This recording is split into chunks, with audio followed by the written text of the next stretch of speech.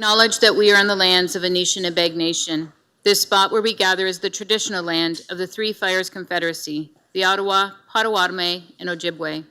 We also recognize that this land is now home to the Delaware Nation.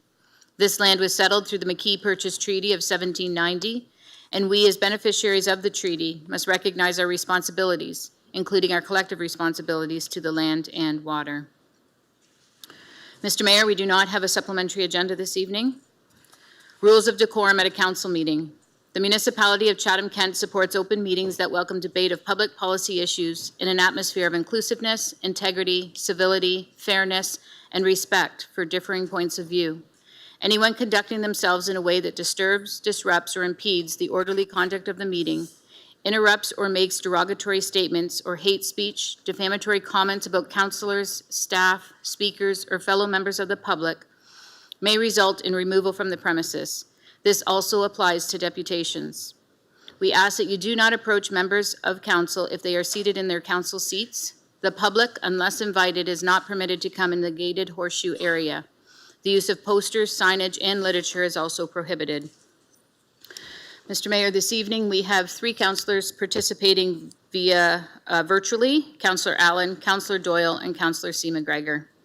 There are no disclosures of pecuniary interest, direct or indirect, for open session agenda items, and we'll now move on to the planning portion of our meeting.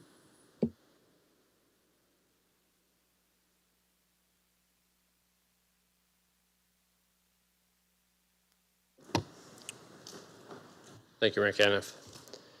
The process to be followed for the application tonight will be as follows. 1, the clerk will announce the item and indicate if any submissions have been received. 2, the mayor will ask if anyone besides the applicant or agent is interested to speak to the item and to indicate so by raising their hand. 3, if anyone is present to speak to the item, administration will make a presentation. 4, interested individuals will be asked to proceed to this podium and address council. 5, the applicant will be asked if they wish to proceed to this podium and address council. 6, council may ask questions of each presenter and the applicant. 7, administration may comment based on the discussion that has occurred. And 8, council will decide what action it wishes to take with regards to the item. Council's decision tonight will be posted on the municipal website. If anyone made a deputation or submitted written comment on the item, they'll receive a notice of the decision. All others must request a notice of decision in writing to the municipal clerk. Thank you. 11A, application for consent and zoning bylaw amendment, Stanley Alexander Lawton, Fairview Line, Community of Harwich, South Kent. Mr. Mayor, there are no conflict of interest and no deputations were received. Is there anyone present other than the applicant or the agent with an interest in the application? If so, please indicate by raising your hand. Seeing none, can I get Councillor Sakachi and Councillor Thompson to put this on the floor, please? Happy to move it, Mayor Caniff. And second it. Any questions? Seeing none, we'll put it to vote. Councillor Allen? Yes. Councillor Doyle? Yes. And Councillor McGregor? Yes. All votes are in. Motion passes 18-0. We'll now move on to the deputations this evening. Just need to call them up here. This evening we received 17 deputations for tonight's council agenda. We have received 5 that were email only and they were forwarded to council today at noon. On item 16A, the motion of Councillor Bondi regarding the Encampment Executive Committee. We received them by Gordon Cumming, Karen Cumming, Pat and Rose Van Hoot, Lori and Ken Melnick, and Wayne McDowell. Next we'll move on to 2 that we have on our Zoom call today. They are both related to item 16A, the motion of Councillor Bondi regarding Encampment Executive Committee. First, we'll have Susan Rive speak, and on deck is Maureen Debeen. Go ahead, Susan.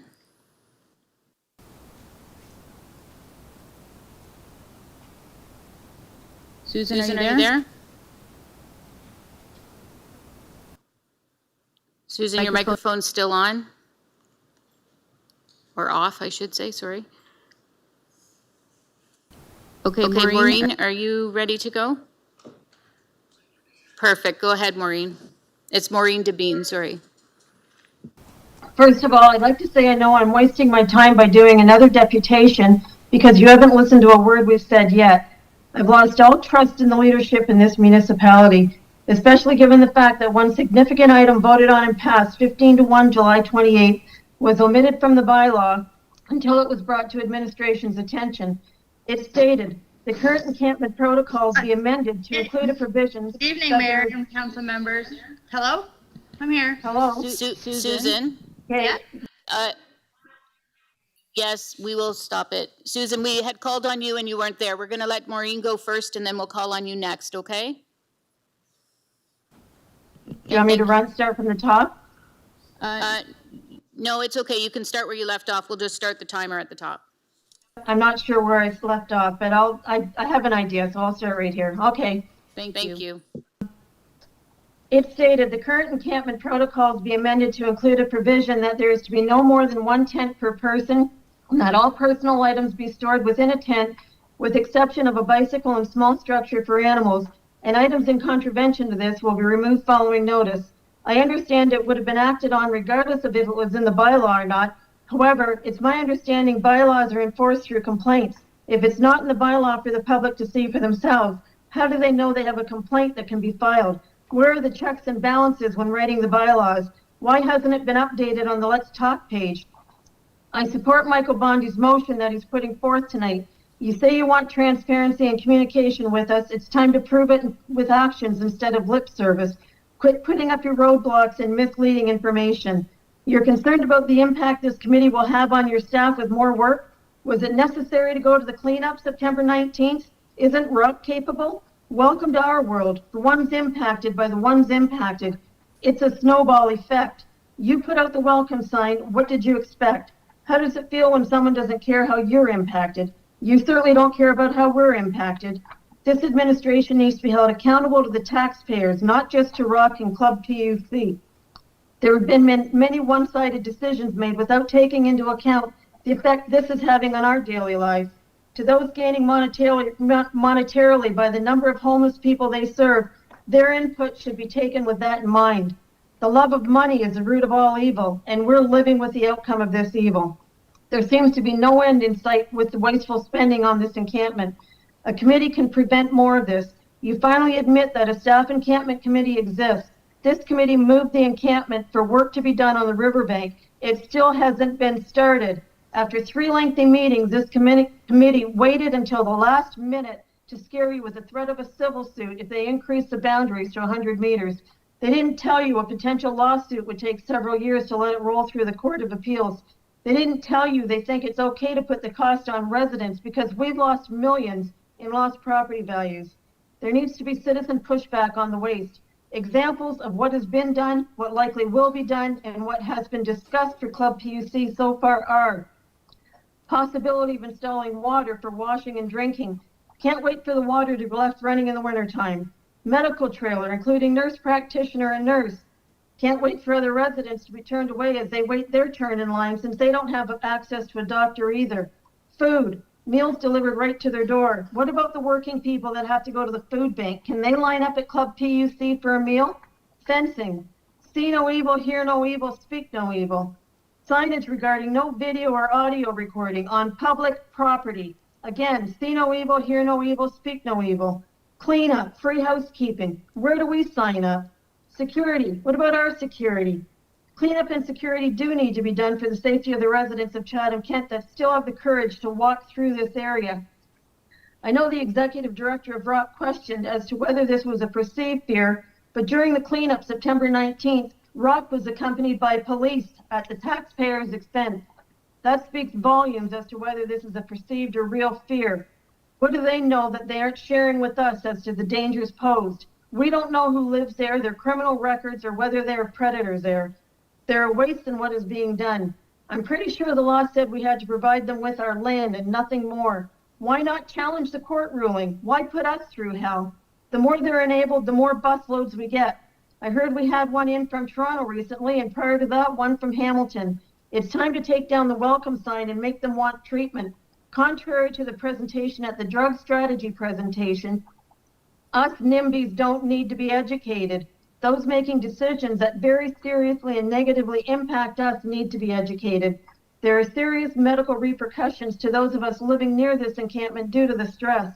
I don't know if any of you will be able to live with yourselves if something happens to one of us due to this stress. Why are we funding such nonsense? Anyone with any common sense knows what these people do to the crime rate. No one wants or should have it in their backyard. I'll bet no one in administration or council making the decisions that negatively impact us live near it. It's more likely that if they keep it here, they won't get it in their backyard. Council, please stand up for yourselves, stand up for your constituents, support the EAC as a sign that times must change, that municipal staff work at the call of council, not the other way around. Thank you.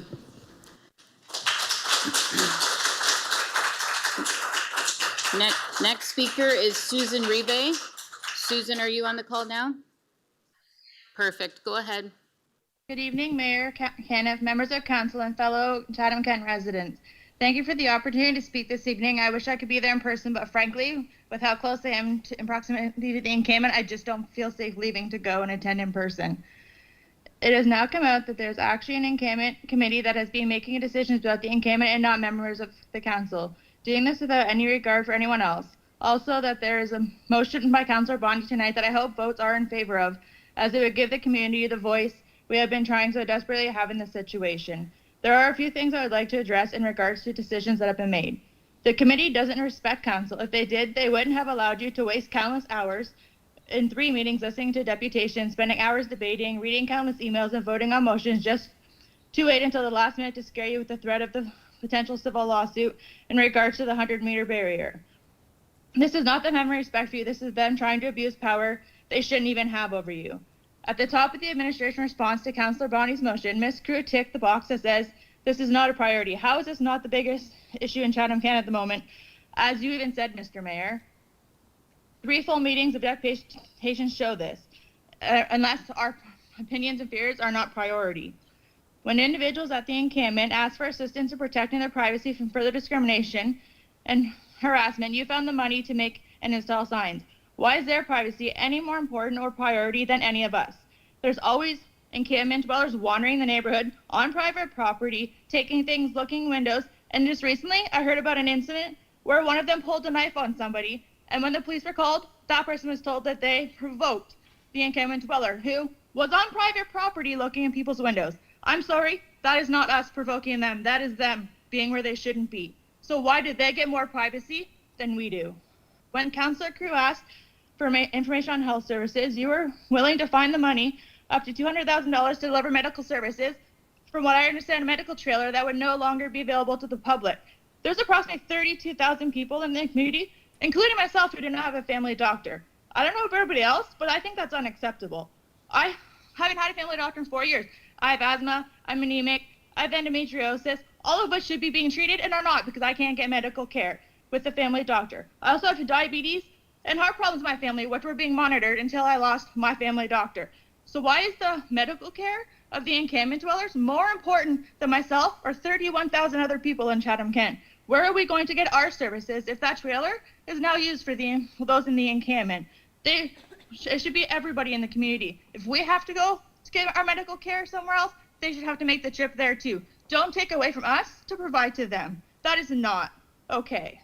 It is my understanding that the Encampment Advisory Committee is a pilot project working to support solutions that uphold their dignity and safety of the unhoused as well as everybody else in the community. I feel that this should be something that's voted in favor of, so we all have a voice and not just a small portion of those living in the encampment. Our safety is already something that's we're in fear of, which is why I'm not there in person tonight. So please vote in favor of Councillor Bondi's motion for all of the reasons that I've mentioned, as well as those that I'm sure everyone else will mention this evening. Thank you. Thank you.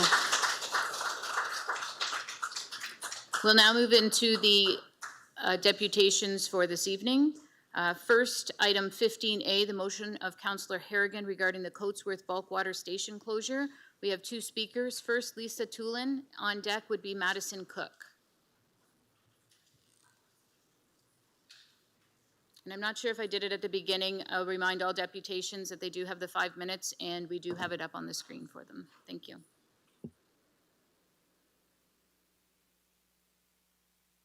Lisa, just push the, there you Coatsworth. go. Okay, the microphone's on, go ahead. This is about the Coatsworth Water Station closure. Mr. Mayor and members of council, I'm here today to address the upcoming closure of the Coatsworth Water Station. We, the residents of Coatsworth and the surrounding areas, are reaching out to request the council's advocacy and support in convincing the Public Utilities Commission, known as PUC, to keep the Coatsworth Water Station operational. We have already addressed this problem 2 years ago with Mr. Galbraith at the PUC. At that time, the reason behind closing was because it wasn't making as much money as the Tilbury and Merlin stations, which can't be accurate due to Coatsworth being closed half of the year.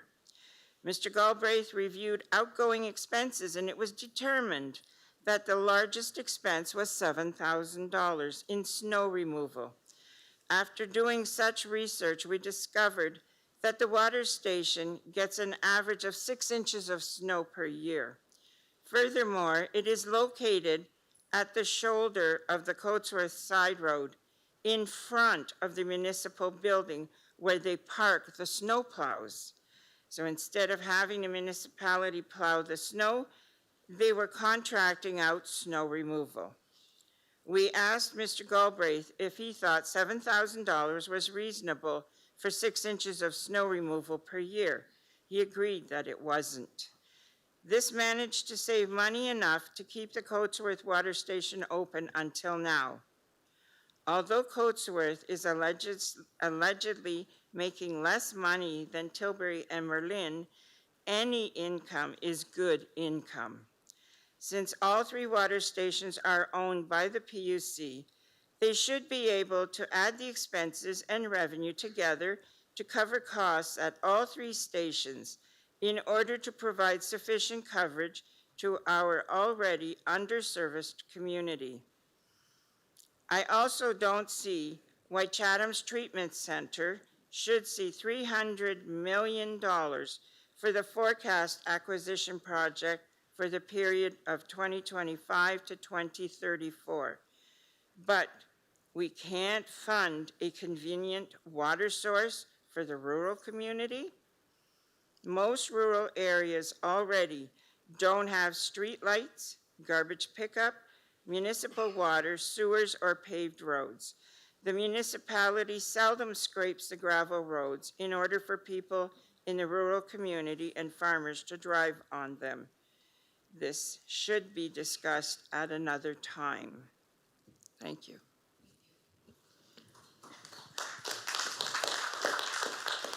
Next speaker on that item is Madison Cook.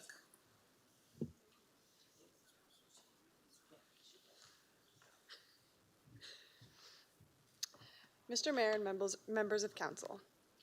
In addition to what was previously stated, farmers play a crucial role in ensuring the food supply for cities. It is important they have access to resources to maintain their livelihood and play their part in the food chain. The Coatsworth Water Station is utilized by those very farmers. During farming season, there's usually a lineup of farmers waiting to fill up tanks of water necessary to do their jobs, providing food and income for the municipality. The additional driving time to Tilbury or Merlin is critical, as farming is largely dependent on weather and daylight. More time out of farmers' day means less time in the fields tending to the crop during a critical time. We were told by Karen Burgess that the 2 other stations in Tilbury and Merlin could be utilized instead and would only be a minor inconvenience. Our community finds this short-sighted and insulting. If a water main broke in Chatham and people in the city were told it could not be fixed due to cost, the city might suggest that they carry a pail down the road to the nearest working hydrant and carry the water home to use, as this too would only be a minor inconvenience. How well would that be received? County people are just as at risk, if not more, than those living in town, as many farmers, homeowners, and renters in the community have a cistern instead of a well. They need to fill their cisterns to keep running water in their homes toilets, washing machines, and water necessities for general amenities. Water is a basic human right. To force those people to drive farther, possibly in inclement weather, with the increasing cost of gas and wear and tear on their vehicles, forcing unnecessary monetary strain to taxpayers already living in underserviced communities. The negative impacts on closing this station would be detrimental to those in our community, including increased travel distances for farm machinery and water haulers, as well as increased costs of fuel and accelerated wear and tear on equipment.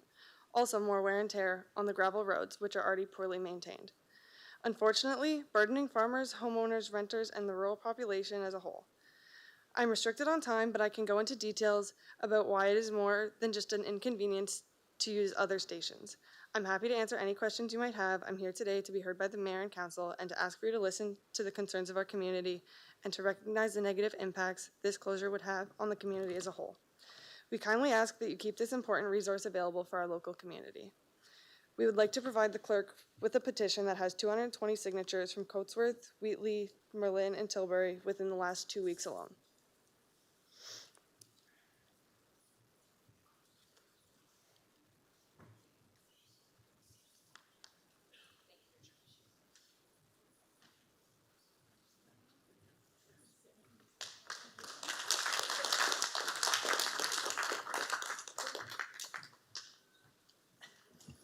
Okay, and the next item is item 16A, motion by Councillor Bondi regarding Encampment Executive Committee. We have 8 speakers this evening. We'll start first with Claire McDowell. On deck is Clark Schultz.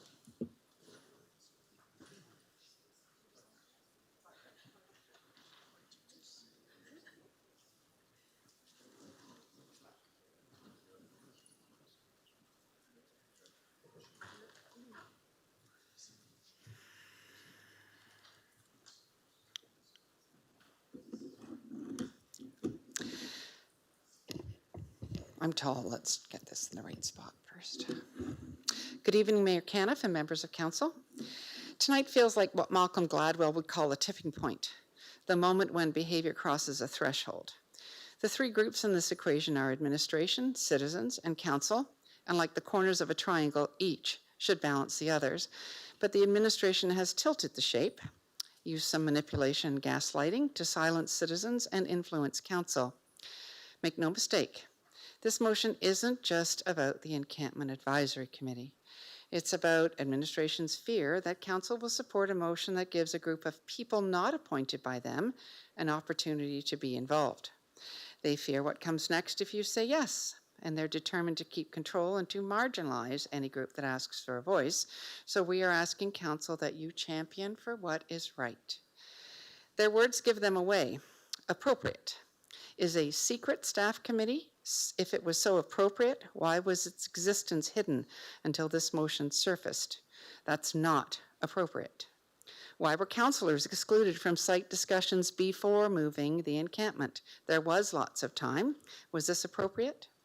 Is it appropriate that one outreach organization strongly influences decisions made by this secret committee while council was not involved? Is it appropriate to pick and choose which bylaws approved by council are enforced? If not, then why is the 1 tent per person with all belongings inside still not posted on the Let's Talk list of bylaws? And there are more than can fit in 5 minutes. The draft mandate, as you've heard, of the EAC is to support solutions that uphold the dignity and safety of the unhoused individuals while also addressing the concerns of council, residents, businesses, and the broader community. There is nothing threatening about this. So why is the administration so determined to keep us out of the picture? What is it that they need to hide? And to add insult to this, the report says the motion isn't even a priority. How is that appropriate? And rather ironic that this statement is made on the same page as the DEIJ logo that is to create a more fair and just community by ensuring everyone has a chance to participate authentically. So is this just a logo? Or do the terms only apply when it's handy?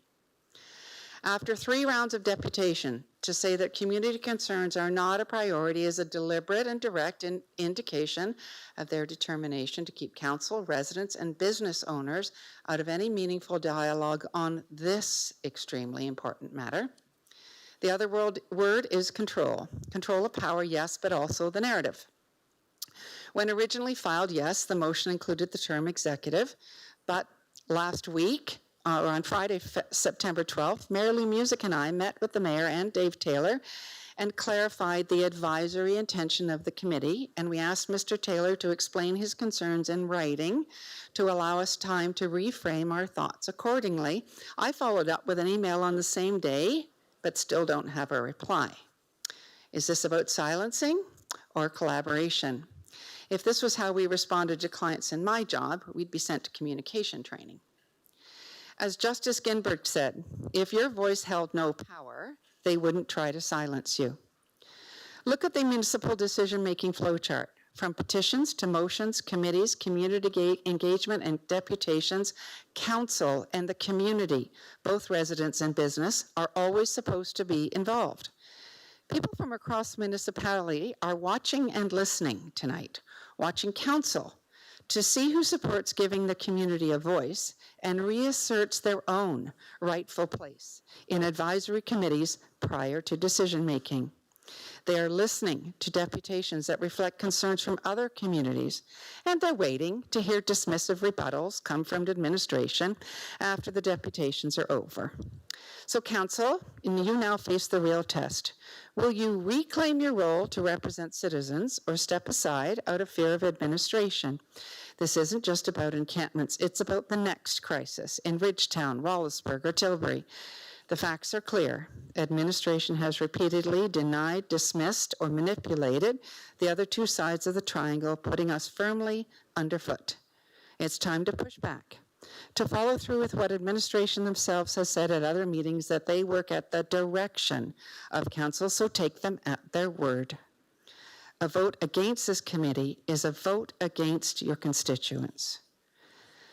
A vote for it is a vote for transparency, for accountability, and for democracy.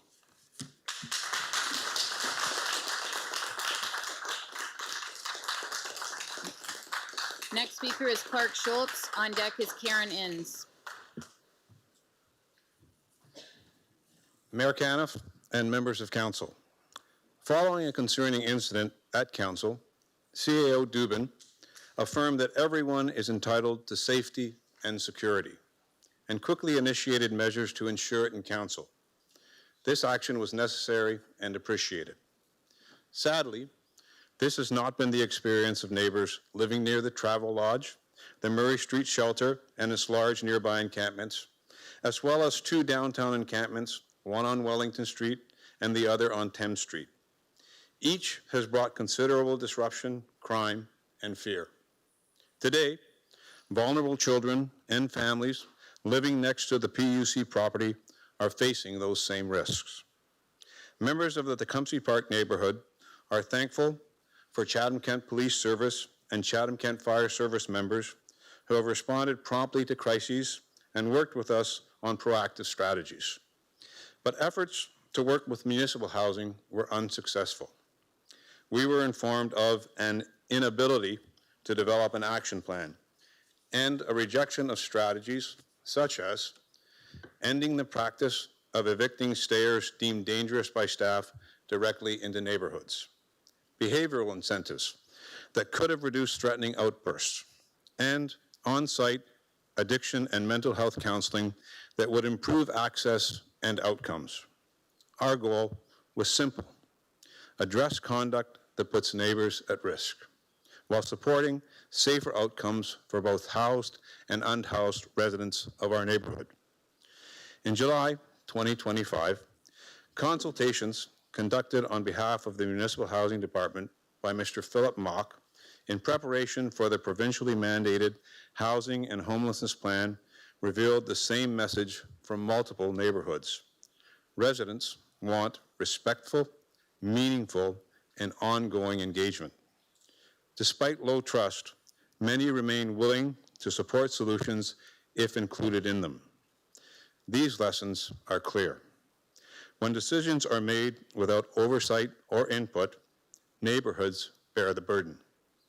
That is why it is essential to create structures like an encampment advisory committee, so community voices are heard, risks are managed, and solutions are fair to everyone. Neighbors of past and current encampments in Chatham possess a unique lens as experts with lived experiences with encampments.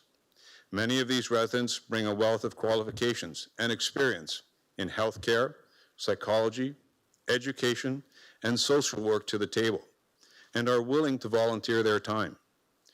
This combination of professional expertise and lived experience provides valuable insight that cannot be replicated by staff or outside interest groups alone. Their participation would strengthen decision-making, foster trust, and help ensure that policies are grounded in both evidence and community reality. Encampments are a community issue, impacting all of us, and they require an inclusive community solution. We want to help. I respectfully urge you to support Councillor Bondi's motion and help create a more democratic process for addressing encampment issues in Chatham-Kent. Thank you.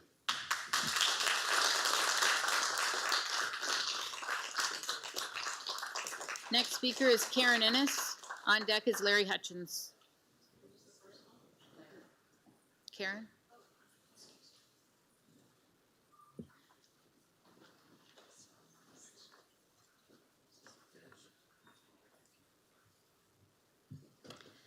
Mayor Caniff, council members, it is imperative council approve the EAC. Voices of this community, including residents and businesses, need to be heard and considered in decisions going forward. I support Michael Bondi's motion to create an encampment advisory committee. I am asking you to do the same. Unelected staff cannot continue making decisions behind the scenes and without direction from council. I quote from a recent letter to the editor: "If elected, officials cannot challenge administration without fear of reprisal. The balance of power is broken. There is then no need for an elected body, and it becomes an administrator's world."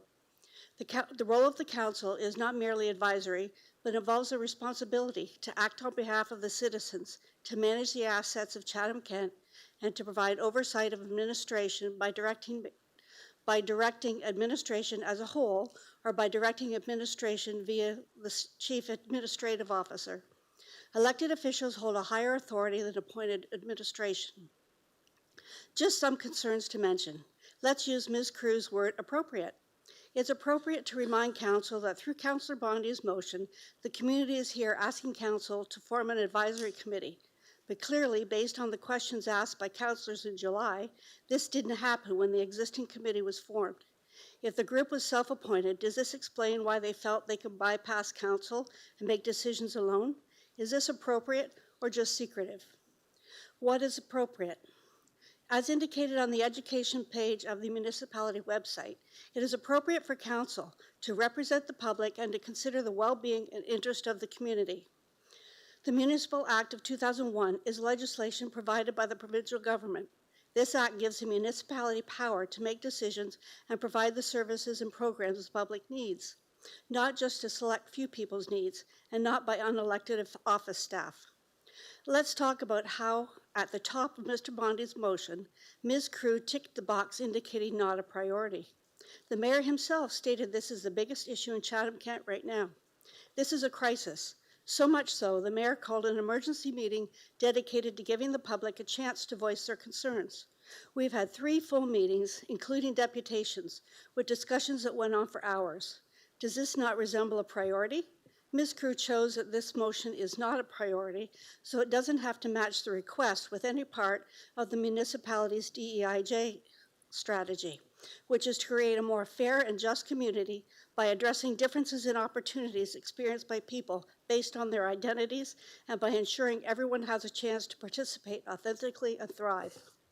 This includes working for the safety and well-being of everyone.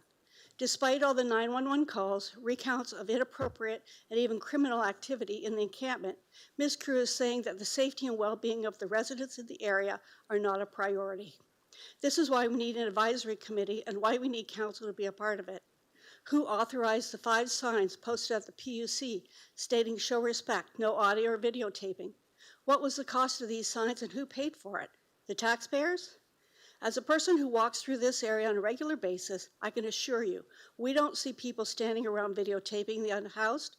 Is this another way of trying to silence the people reporting illegal, dangerous activity who do have to video to support their complaints for further investigation? That will not stop. That's our right in protecting our families and ourselves. Where are the signs that say, show your neighbors respect? Do not urinate or defecate in public. You must wear clothing in public places. Where are the signs stating no illegal activity, including theft, assault, weapons, and drugs on this site? Another reason we need the EAC.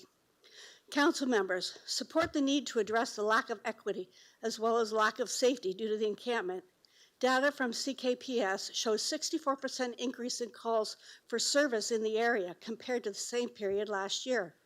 Calls to the encampment included suspicious persons, assault, uttering threats, well-being checks, drug offenses, and disturbing the peace.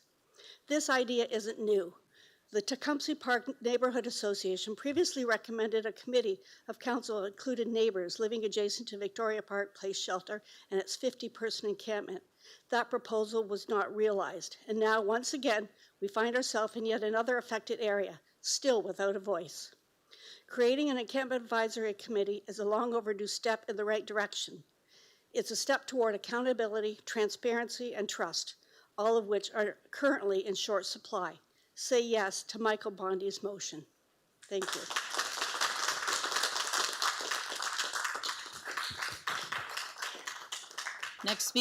Next speaker is Larry Hutchins. On deck is Terry Gillier.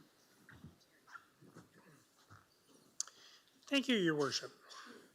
Good evening, Council. I'm before you to speak on item 16A, Councillor Bondy's motion for an encampment advisory committee. There are numerous advisory committees that Council already has, providing advice and input. These committees consist of administration, councillors, businesses, and concerned citizens working together to bring the needs and concerns of their affected community to light. It is obvious today how important the work of these committees has been and will continue to be. If it were not for the work of the Library Committee, local libraries would lack the local input that makes them so relevant to today's needs. The Accessibility Advisory Committee works tirelessly for the ability of people with accessibility challenges to be able to enjoy the same services that other people enjoy. The Drainage Committee works to better ensure that our community does not have standing water issues or flooding that our community is so prone to. I can remember the flooding that Indian Creek was so accustomed to before the drainage was improved. Imagine for a moment what your life as a counselor would be like if these committees did not exist. In 2022, administration requested citizen volunteers for 14 committees that work to assist council.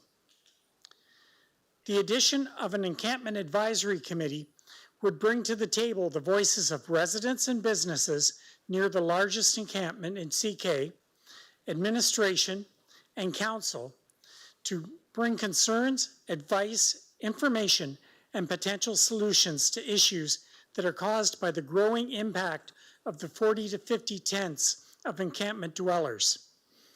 An example of the type of issue that the committee could have helped to avoid is the placement of signs designating the PUC encampment a private space. This designation, combined with toilets, dumpster service, on-site health services, the tree line for privacy, meal and food delivery, and on-site support services, are giving the impression that this encampment is perceived to be sanctioned by the municipality. As this perceived sanctioned encampment has caused a huge drop in local property resale value, does a property seller or group of sellers have the right to sue the municipality for losses? Can businesses sue for damages and lost income? These types of issues can potentially be avoided with the input of the Encampment Advisory Committee. Please vote yes on Councillor Bondi's motion. Thank you.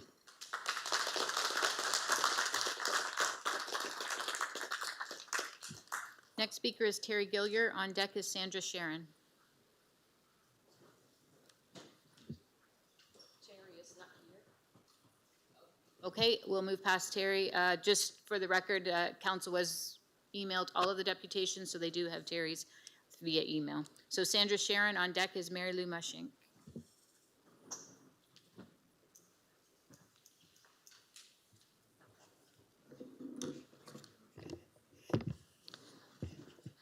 Good evening, Mayor Caniff and members of council and the citizens of Chatham. My name is Sandra Sharon. My husband and I have lived on Winfield Crescent for 23 years. I'm sorry there's going to be lots of repetition tonight, but I think it's necessary that you hear it. I want to encourage all of you to accept Michael Bondi's motion to establish an Encampment Advisory Committee.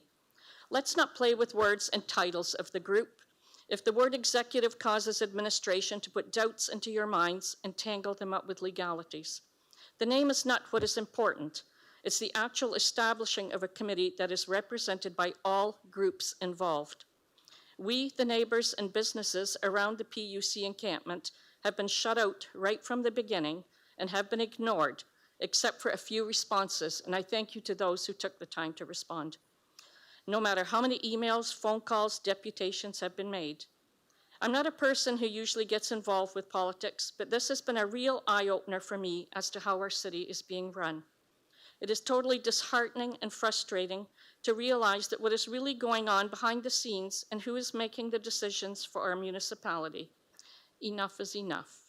Let's get back to who should be making the decisions and represent us, the citizens and taxpayers who elected you into these positions. Please understand, since my first communication with all of you, it has been about moving the encampment to a non-residential area. I don't think any encampment should be in a residential area. This is not conducive for the unhoused or to us in the neighborhoods. This has caused great mental stress, anger, sadness, and a major concern for the safety of all. We are also upset about the depreciation of our property values. We all need to work together to demand and lobby our government to be proactive in providing funding to set up facilities to help the homeless and people with addictions and mental illness, and also to build more affordable housing. I am also opposed to setting up a mobile health unit at the PUC encampment, as this will just make it a permanent location. Why not set up a clinic at the Rock's current location, as the unhoused are familiar there and with their staff? Rock also receives big funding from the government for programs to help with addictions and mental illness. Providing them with needles and drugs is only enabling them. Many in Chatham don't have a doctor, so it seems almost unselfish to have to be worrying about a small minority. I'm not saying they don't deserve health care, they do, just as we do. Please listen to your taxpayers and give us a voice so we can live in harmony and peace moving forward, and support Michael Bondi's motion. On a side note, I worked for the Ursuline Sisters in Chatham for 46 years, and they taught me much about justice and helping the less fortunate. My heart breaks for them and the homeless, so I'm not here to offend the homeless or hurt them, but I was also taught to take a stand when necessary, write letters, and lobby your local governments and provincial, and that is what I'm doing tonight. Thank you for the opportunity to talk. Thank you.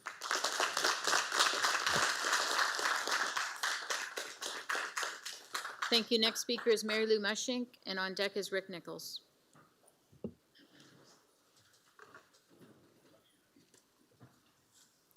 Mayor Caniff, Council, here we are again, urging Council to take back the wheel. Just like the community, Council was caught off guard when the encampment was abruptly relocated to the PUC site. You told us, and we believed, that Council was not consulted on the options given to those experiencing homelessness. Yet, an official eviction letter was clearly issued. According to the CBC News report from July, The unhoused were given a list of relocation options, but efforts to access that letter have gone unanswered. We have repeatedly been told that the unhoused chose the PUC, but that same CBC article shared many individuals were confused about where they should go. We ask, did they truly choose the PUC, or was this chosen for them? It hasn't gone unnoticed that the agenda up for this evening's meeting for the first time admitted that an encampment committee exists and has existed that includes members of administration. This is the group who moved the encampment quickly without knowledge or direction of our council, when in fact there was lots of time. The work on the riverbank, as far as I know, has not begun. If the EAC was in effect, residents, businesses would not have been blindsided, council would not have been left in the dark. This action itself is inexcusable. Despite ongoing and widespread public opposition to the encampments being in residential areas, the focus continues to be at 325 Grand Ave East, even though Irwin Street remains an approved and viable alternative. Irwin Street, in fact, has 2 tents there, which have been there for quite some time. Why is it that Irwin Street has no washrooms, no Sharpie containers, and no garbage bins? The current approach is not working. Why? Because decisions are being made by those least affected and unelected, while those directly impacted remain excluded from the process. The EAC will be a pilot project working to support solutions that uphold the dignity and safety of the unhoused individuals, while also addressing the concerns of council, resident, business, and the broader community. It will provide advice, recommendations to council in accordance with the flowchart posted on the local government educational resources page of the municipality's website. Like the recommendations in the information report, the pilot programs for encampment-based health services, this committee would demonstrate a commitment to meeting all community members where they are, including in encampments, and reflecting a growing recognition of the need for collaboration to enhance trust between business owners, community members, encampment residents, and municipal authorities. The committee would demonstrate a commitment to meeting individuals where they are, including in those encampments, and reflecting a growing recognition of the need for broad-based collaboration in decision-making. This would enable Chatham-Kent to move forward with solutions that are not only compassionate, but also more effective and sustainable. As the committee would be a pilot, intended focus on the encampment at the PUC initially, the first task would be to determine membership. Ms. Crew is aware that a neighborhood association is in the process of being formed. Currently, over 20% of the homes and several businesses within the perimeters defined are members. We suggest that the group put forth representatives from the membership as the community and business representatives. The motion is supported by members of council who have indicated an interest and a willingness to serve as well, and are aware of their own other obligations and do not have any conflicts of interest regarding housing and homelessness. Ms. Crew has also shared a concern for the availability of time away from key strategic priorities. The CK Housing and Homeless Community Plan identifies raising community awareness and knowledge of housing and homeless issues is one of their key targets. The EAC would support the development of two-way understanding between the housed and unhoused members of the community, as well as provide an opportunity for dialogue that is currently not available. If Ms. Crew is not available to be a part of the EAC, we are sure there are other capable staff members who could serve. In recognition of the fact this would be additional workload, Ms. Crew could share the template outlining the information required for acceptable terms of reference, the mandate, the role, the scope, the staff support, among other things. Compliance would be the committee's first task. Representatives of administration would be on the committee, and therefore compliance with requirements of similar advisory committees already in existence should allow this task to be completed in an expedient manner. The Ontario Ombudsman recommends that municipalities make a commitment to open government and to promote transparency, accountability, and accessibility. This is what we are asking for. Please let this be the moment where council chooses to lead differently. Say yes to Michael Bondi's motion. Thank you.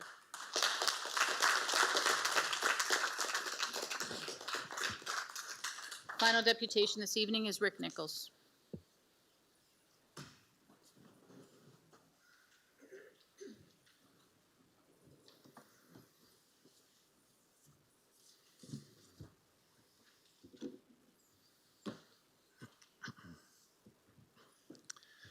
Mayor Caniff, council, administration, and guests. Good evening. For the record, my name is Rick Nichols. You know, there appears to be a lack of transparent communication between council, administration, and the residents of CK. Now, I've come tonight to express my concerns regarding the growing number of homeless at various encampments throughout our municipality, the lack of respect these individuals are showing by leaving garbage, needles, and human waste lying around. It's unsafe, unhealthy, and is subjecting our children to potential dangers. Thefts and break-ins are also happening, making it unsafe for homeowners and are lowering property values. Many factors go into a homeowner's decision to not only purchase a home, but also the amenities that are available close to their neighborhood, including green space. When a green space is changed and hasn't been part of the city's overall plan, residents have a right to be upset. And the residents, trust me, are upset for obvious reasons. Now, the municipality may be saying, it's our property, therefore we have a right to do with it as we see fit. Really? Well, what if a property owner decides to build an addition on a garage or their property? There are, in fact, bylaws in place that may prohibit what a property owner wants to do on their property, or if a construction company wants to build a high-rise apartment in a residential area, approvals must be sought, including seeking input from, yes, homeowners in that area. I believe that some of you, by virtue of me standing here this evening, have come with some preconceived thoughts and opinions. And while hopefully I can help you change that. How? By open and honest communication with you. One thing I've learned over the years is that great dialogue can happen when one is willing to listen. I have a saying, the mind is like a parachute, and it works best when it's open. So Councillor Bondi's motion, requesting that an involved, diverse community committee be organized to work on solving our homeless situation. Obviously, past locations have created NIMBYism, not in my backyard-ism, including the present encampment located back behind the PUC building off Grand Avenue, and there are, in fact, other areas too. Granted, it's not an eyesore to the public as it was when it was located on Thames Street across from Harvey's, but who decided to put it in its present position? Location. Were businesses in the area consulted? No. Were residents who purchased their homes back onto that green belt or those who live in the area consulted? No. Has there been break-ins at businesses and damage incurred? Yes. And has there been break-ins in residents' homes in the area? Yes. My point is, prior to the move at the current PUC location, there has been little or no communication with the Northside Neighbors Association, the people directly involved. Now, in some cases, property values, as we've heard, have decreased in value. This cannot continue. Look, the way I see it, the only way to solve our issue is through communication, so let's talk. Involve people from all walks of life. Understand that none of us is as smart as all of us. Put paychecks aside, understand it's not fair to expect administration or counselors to have all the answers. No, listen to the people as well. You need our help as well as we need your help, okay? And we're willing to help you. And in order to do so, we must be willing to put our differences aside and work together for the greater good of our community. Friends, it's time to move forward with purpose. Care more for people. Ask not what your municipality can do for you, but ask, what can I do, what can we do for our community, for CK? I've read the response from administration regarding Councillor Bondi's motion, and I'm surprised that they would respond in such a legalese fashion. I thought the council is to give direction to administration, not the other way around. If terms of reference are required, then develop rules for the committee to adhere to once the committee is established. I'm sure that there have been pre-council meetings between administration, perhaps selected councilors, to recommend that Councillor Bondi's motion be defeated. I guess time was going to tell. So in conclusion, we need to unite as one and lay our differences aside. In past, there have been contentious motions, harsh words spoken, hurt feelings, alienation, but tonight we unite and support the motion brought forward by Councillor Bondi. Thank you.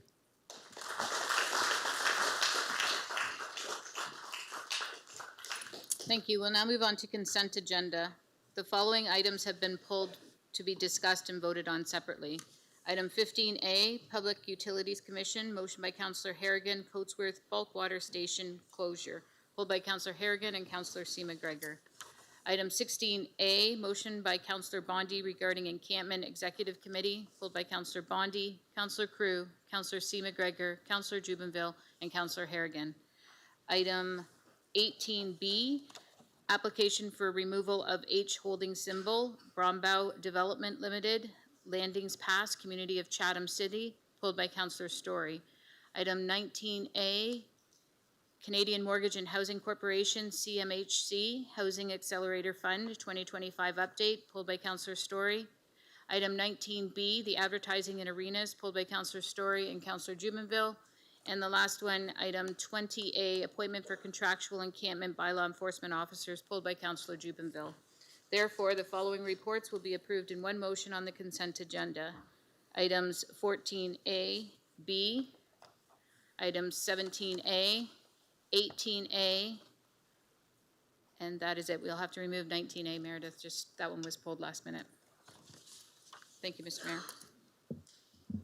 Councillor McDonald and Councillor B. McGregor, can I get you to move the consent agenda, please? Yep, happy to move it. So seconded. Any questions? Seeing none, we'll vote on it. Councillor Doyle? Yes. Councillor C. McGregor? Yes. And Councillor Allen? Yes. All vote. Thank you. All votes are in. Motion passes 18-0. Item 15, Public Utilities Commission. 15A, motion by Councillor Harrigan regarding Coatsworth Bulk Water Station closure. Councillor Harrigan? Thank you, Mayor Caniff. Whereas the community has been aware of the upcoming closure of the Coatsworth Bulk Water Station, and the bulk water station is a valuable asset to the agricultural community, and whereas CK Council has delegated the PUC to govern its public utilities, therefore be it resolved that Council requests the PUC to reconsider its decision to close the Coatsworth Bulk Water Station and keep it operational. Councillor Anderson, can I second that, please? Yes, definitely. Councillor Harrigan? Thank you, Mayor Caniff. I do have some questions of staff, but first I just like to acknowledge the deputations and the folks who drove quite a bit to be present here tonight. The drive from Chatham to Coatsworth is one of the longer ones in CK, and acknowledge the petition that was presented with the 220 signatures of residents supporting agricultural assets like the Coatsworth Bulk Water Station. And I also would like to give my appreciation to staff for providing the PUC report in the council meeting that provides council members with a bit of background as to how the conversation came to be. I do want to emphasize, however, that when we look at using Merlin as an example, what the cost for capital upgrades are, and the revenue that's generated for this is a small dollar budget decision that has a large impact in the agricultural community. Not just thinking about the time and distance to other bulk water stations and places, but to think about the unique circumstances that our PUC has faced in recent years, where having multiple bulk water stations in one area might be beneficial. For example, if there is downtimes, issues with those water stations or fill-ups, or broader issues across the regions, as Wheatley and Tilbury have seen with the water plant fire. Individuals are not just using bulk water stations to fill up pools and to, provide small watering supply. They're using it for cisterns for their rural residential operations, but also for agriculture, which is our largest industry in Chatham-Kent. There is a little bit of notable governance around the PUC that I just want to ask some questions in public to make sure that that's clarified. And then the first question based on that is, I believe through the mayor to our director of legal services, or perhaps our general manager of the PUC. Can you please explain what that relationship is between council and the PUC, and who is it that's ultimately in charge of the operational decisions of our PUC? Yes, certainly. Through you, Mr. Mayor, and thank you for the question. Emily Crawford, Director of Legal Services. So the commission functions just as any other local board. It's a board of council. And so all of its decision-making powers are delegated to it by council. So while it does act independently, all of the original sort of sources of power rest with council, and council would have the ability through bylaw to alter that in any way.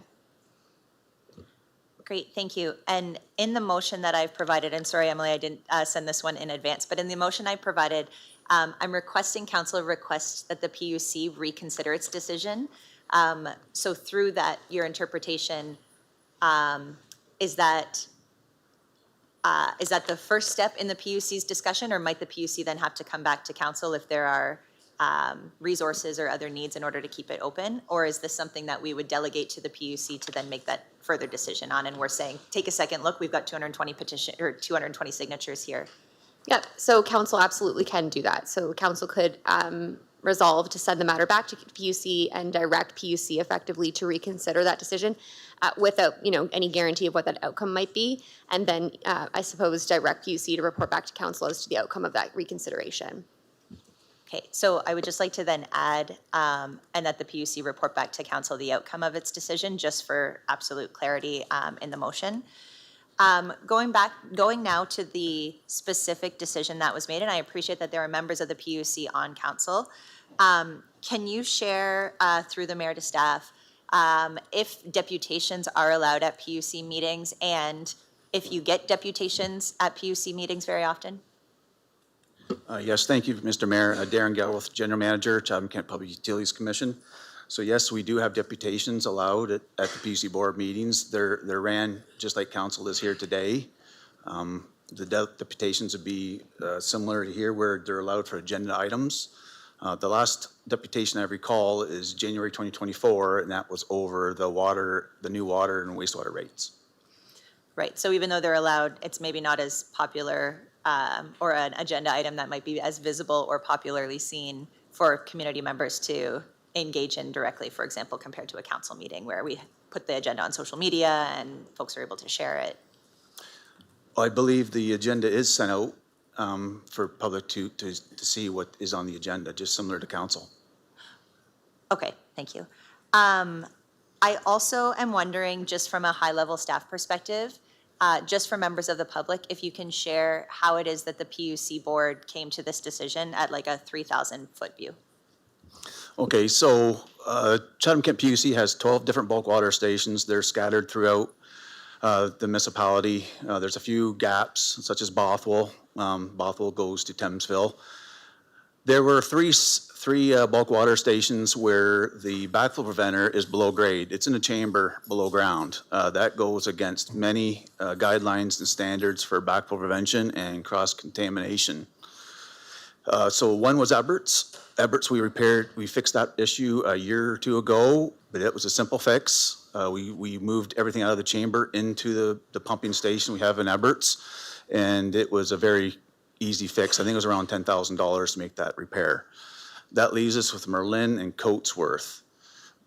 So we're going through the Merlin one right now, which we knew it brings in a revenue on average around, $35,000 per year. That's gross revenue. So we had to buy a new station that's going to be above grade, where all the control, the valve, the control valve, the meter, the backflow preventer would be all above grade. And then we needed a contractor to do that. So the building was $63,000. Then the tender went out for all the mechanical work. We're doing the electrical ourselves, and it come in at $127,000. So that station, to bring it up to par, to rehabilitate it, so we're in the good books when it comes to backflow and cross-contamination, is around $200,000. So now it brings us to Coatesworth. On average, it was, I won't use 2023, 24, and 2025 because they were all, it's kind of manipulated a little bit because of the fire in Wheatley water plant. So we had different closures in Coatesworth, Merlin, Tilbury. We were always trying to ensure the residents on distribution systems had water to them, and mostly in Wheatley and Tilbury. So if you look at, when you come to 2022, its revenue was $3,200. So That's why we thought if we're going to do all this work in Berlin, we'll add it to that report that when Merlin is brought up to par, that we would close Coatsworth, and that's what was approved in May. And just as a follow-up, what is the life cycle of the Merlin's bulk water station expected to be now that it's new? Well, the electronics and flow meters and those sort of things is probably 20 years, but the station itself, since it's not a brick building and whatnot, I guess 50 to 60 years.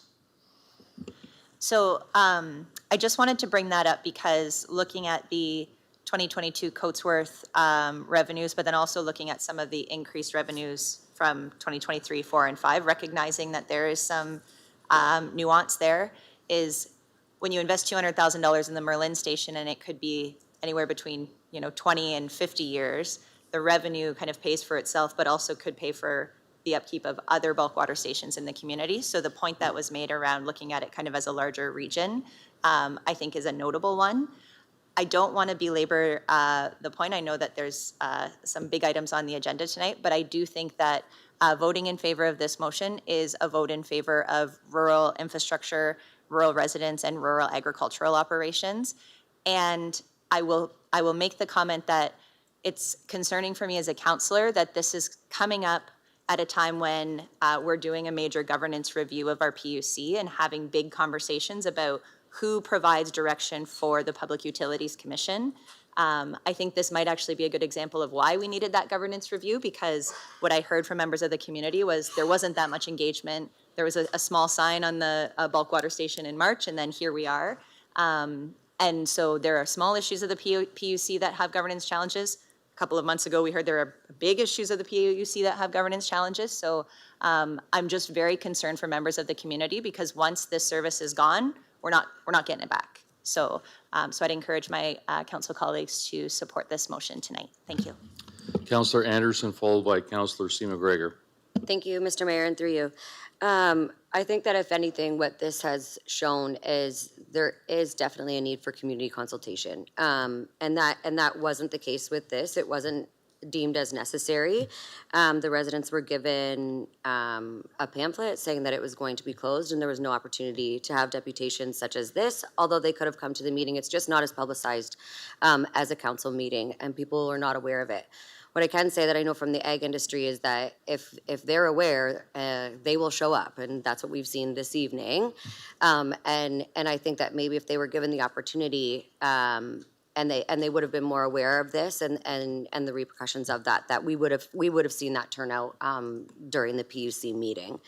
I think that when we discuss ag, it's very easy to say that, oh, it's not that big of an inconvenience, but with ag, proximity does matter. And I think that this is one of those examples where it's not necessarily a major ticket item to provide a service that is necessary to our ag industry. So I appreciate the conversations that I've been able to have with the PUC, with Darren Galbraith, and then also with my fellow ward councillor Harrigan, and I am happy to support this moving forward.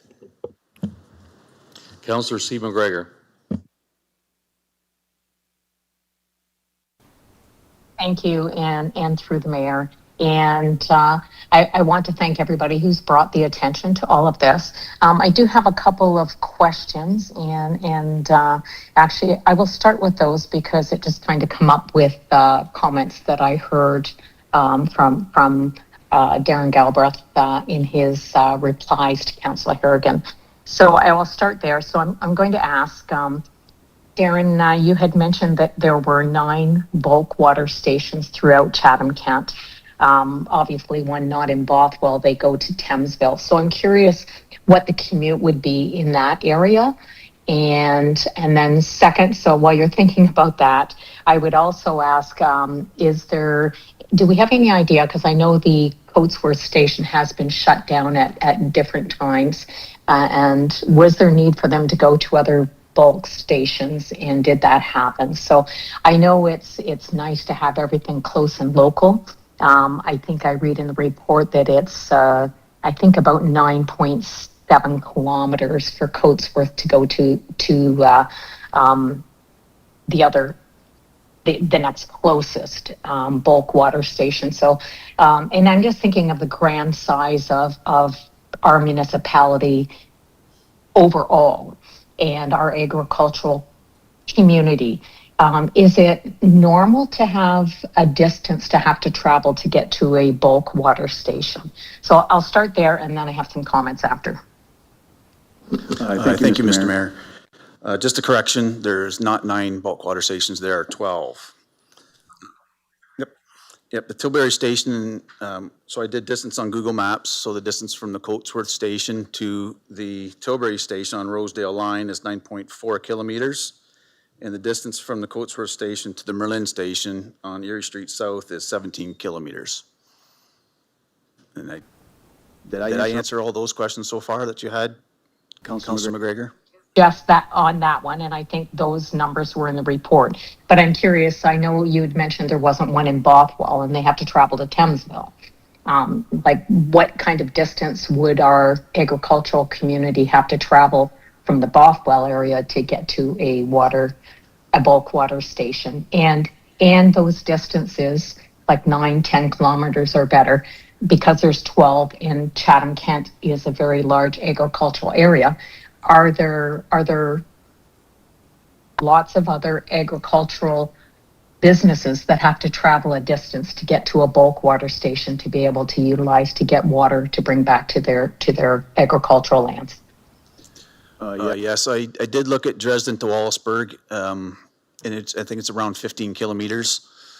But the biggest distance and the largest the station that has the most different water users throughout the year is by far Thamesville, and that is because of the Bothwell, that whole community in that area. And another big area that draws a lot of it from different areas is Ridgetown, mostly because of Orford, the old Orford Township. So there are a lot of areas that do have to travel distances to get to a bulk water station. Okay, so thank you, and I'm just wanting to point that out because having a distance of 9.4 kilometers would not be unusual for our agricultural community, though it is different for the ones using or close to the Coatesworth station because they've been accustomed to having that close, correct? That is correct. Okay, thank you. So, and I just want to make some comments. I do feel for those that have made a delegation and brought that information and the ones that would be directly affected. It's not easy, at any point in time when we have to make decisions of cutting a service. And, there's more that kind of goes into it, understanding the cost of rehabilitation. Yes, it would probably, I'm guessing, take about 10 years to break even on the cost of rehabilitating that one, though we would probably get another 10 years before we have to put work into it, based, I think, on the comments that I said. So, if it's council's decision for it to come back to council, we will discuss this again, and it will go as it goes around the table. I'm sure there'll be more information asked at that point in time. And community would be able to make delegations at that point in time if it comes back to the PUC. Now, I know it was also brought up in Councillor Harrigan's remarks about the governance of the PUC and that there were big governance issues. I would like to kind of correct that statement. I know there was a report that came to council and there was some issues between the municipality and the PUC. I don't think it was directly governance issues with the PUC, so I don't want the misunderstanding that there is governance issues there because of those remarks. So I would like to just bring that out. And the governance study brought mostly by myself and the mayor, because we do see the value of some other boards that have a combination of not only council, but people with expert or educational background in different scenarios on different committees. And I think that kind of value is always beneficial when there's a committee. Councillors are elected at large by people around the community and does not necessarily give us the educational background that we need. And I think that governance change and the direction of that is to assure that we get the best kind of committee set up for the PUC and while working with the municipality. So I will leave my remarks at that. I'll leave it to council and respect the decision that council makes tonight. Thank you. Councillor B. McGregor. Thank you, Mayor Caniff. Appreciate the motion and happy to support it going back to the PUC. I just had a conversation today with Councillor Harrigan and Councillor Anderson around the PUC and governance, and certainly to Councillor C. McGregor's point, it's a really challenging board and committee to serve on. It's very complex, so certainly having another chance to take a look at this decision I think is worthwhile. My one question, and I know if you don't read PUC agendas or go to meetings or read through the PUC master plan, so thinking about the governance issue, but also the funding issue. So we had the example in the deputation about like a broken water line in Chatham and how that would be fixed. Is it correct that water and wastewater infrastructure is funded through water rates? So that's people using water, using wastewater, versus other municipal infrastructure that's funded through the tax rates. So something like the bulk water station or the Southeast Chatham water treatment plant or Wallsburg treatment plant, those upgrades and maintenance work are done through PUC rates. Is that correct? That might be for Gord or Darren, or a combination. Thank you, Mr. Mayor. You're correct, Councillor McGregor. It's legislated that all revenue generated for water and wastewater must be used only in water and wastewater business of the PUC in our case. So it's legislated. And that's helpful. And I think that speaks to part of the governance issue as well. So that's why those decisions are made at that PUC table and not this table necessarily, because we're talking about the spend of money raised from water and wastewater rates, not tax-funded infrastructure. So I think it's a bit of a difficult segmentation when we're having these community discussions, because we think about communities and not services separated. But when we're making this decision and sending it back to the PUC to ask, the reason we are is because those decisions are made based on how we collect and spend water and wastewater rates, not tax dollars. So I think that's a helpful caveat in this decision-making process. Thank you. Councillor Story. Thank you, Mayor Caniff. Appreciate the discussion because I had a lot of similar questions. My primary concern was addressed by Councillor Anderson about the community consultation. I think anytime we are looking to cut a service, those folks who are impacted should be consulted with. It sounds like that was limited in this case. So I think I would vote to bring this back just so the community has the opportunity to share their feedback appropriately and then have them notified appropriately. Question for Darren Galbraith. I read through the report and I appreciate that I'm not a PUC member or commission member, so I appreciate the opportunity to learn a little more around the horseshoe. But if I'm reading correctly, the Merlin and Coatesworth stations do not meet current standards for backflow prevention, and cross-contamination and revenue generated is low for both. So it looks like either of those potentially would have been up for a review of their operations. But is there a reason why Coatesworth was chosen just from was it just for slightly lower users? And is there a reason why these were not kept up to standard? Thank you. Thank you, Mr. Mayor. Just a correction on the uses of Merlin. Merlin, and I'm looking at my 2022 numbers, it is about the middle of the pack when it's being used. It's 15,000 cubic meters, where Coatesworth was 1,178 meters cubed. So the difference in revenue is quite different. So that's why if we were looking at cost savings, Merlin was a clear choice. And the number of fills it takes is usually about 10 times the number of transactions that happen on a yearly basis. It's the reason for us transferring everything out of the chamber, and so we are compliant with the guidelines from American Water Association, our own backflow prevention and cross-connection bylaws, is it's a risk that we put the potable water system as a whole in jeopardy. So this is why it's been a work in progress. We've been having plumbers do the annual inspections every year, but that's becoming difficult to do as well. So I just didn't want to be carrying this risk anymore to the potable system.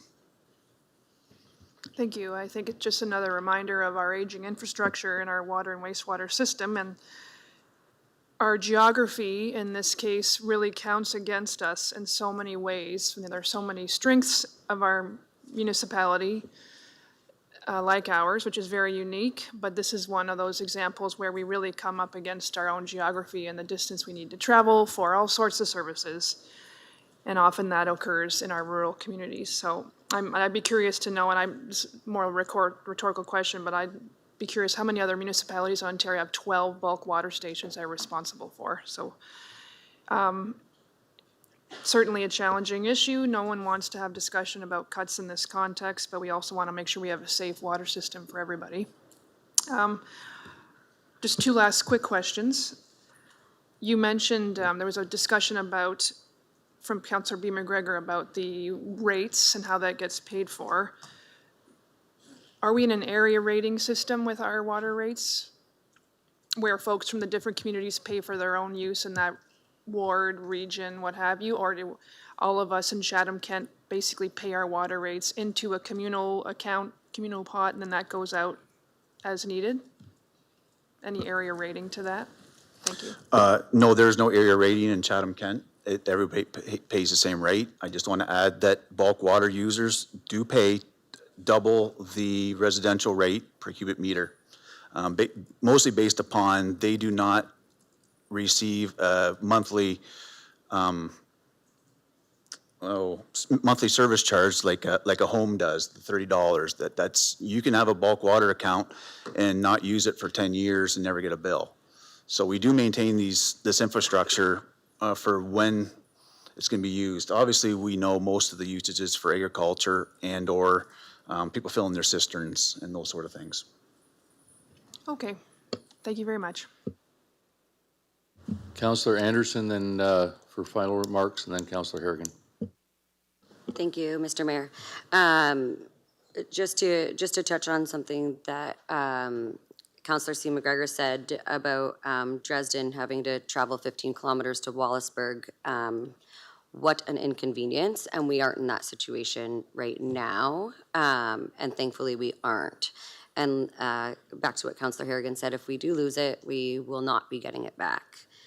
And then just discussing, as far as the governance portion of it goes, I think it is really important that we look at it, and I'm glad that we are, because it isn't a small task to talk about your water and wastewater infrastructure. I mean, we have $800 million worth of life cycle coming in the next 10 years, so that's a really, really high ticket item, and I think that we do need the experts at the table to assist us in making those really difficult decisions. It is through rates and DCs that any of our revenue comes from, but it is categorized through residential, commercial, industrial, agricultural, and greenhouse. So there is different rates for different industries. So I just wanted to clarify on that, and those would be all my comments for tonight. Councillor Harrigan. Thank you, Mayor Kenneth. Just want to share that I appreciate the conversation, and I appreciate staff's response, and most importantly, I appreciate the residents who took the effort to raise awareness about the service and to get those petitions signed so that folks who are not from West Kent realize how important that this agricultural asset is. Thank you. With that, we'll put it to vote. Councillor C. McGregor? No. Councillor Allen? Yes. And Councillor Doyle? Yes. All votes are in. Motion passes 15-3.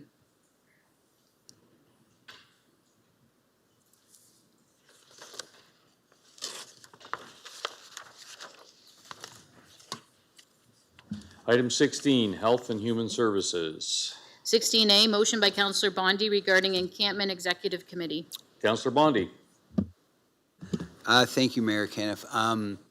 So I'll read this. This was the initial motion, and then I sent in an amended version on Tuesday. But, oh, perfect. Thank you. Okay. That a pilot encampment advisory committee be established to facilitate transparent communication between the municipality and the community at large with regards to any proposed projects for the encampment prior to the submission of reports to council, and with due consideration for the impact of the programs to the residential community in balance with the needs of the unhoused. The Encampment Advisory Committee would include equal representation from the following: A, council; B, residents from the neighborhood around the PUC, drawn from the Northside Neighbors Association; C, business owners and or operators drawn from the Northside Neighbors Association; and D, administrative personnel from the municipality of Chatham-Kent. Councillor Harrigan, can I get you to second that, please? Thank you, Mayor Caniff. I will second it, and I do have a friendly amendment to offer. Okay. Councillor Bondi, or do you want to hear Councillor Harrigan's friendly amendment? Or? Sure. Yeah. Okay. Councillor Harrigan, go ahead. My friend, speaking slowly so I can bring it up here. My friendly amendment is that we add on the first sentence that staff return to council with draft terms of reference for council to approve a pilot encampment advisory committee. And then also that item E be added, which includes representation from community groups and persons with lived and living expertise. And if that's friendly, I'm happy to second the motion. Councillor Bondi, you good with those? Yes, Mayor Caniff. Okay. So Councillor Bondi, I'll go to you, and then Harrigan, then I'll go to Councillor Juvenile. Okay, thank you, Mayor Caniff. I'll be brief. Thanks to you guys for coming out. You said it all, so I'm not going to repeat what you said, because that's really the purpose of this motion is I don't feel, well, I'm certain that the public in the neighborhood, they were not consulted about the establishment of the encampment, and then all the different decisions that have been made. Their only opportunity has been to bring deputations, which of course there is no question and answer with deputations. So to me, that's not a dialogue. That's just a state. They're allowed to make a statement, but there's no conversation.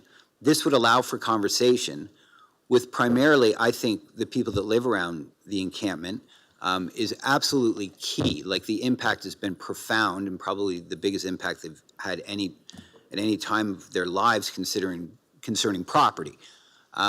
So I really think that they should be involved in what hopefully is a very short future for the encampment, because I don't think the encampment's good for anybody, people that live in it, the people that live around it. So I would hope that if this committee is established, it will find a way to dissolve the encampment for the betterment of the people that live there, and obviously for the people that live around it.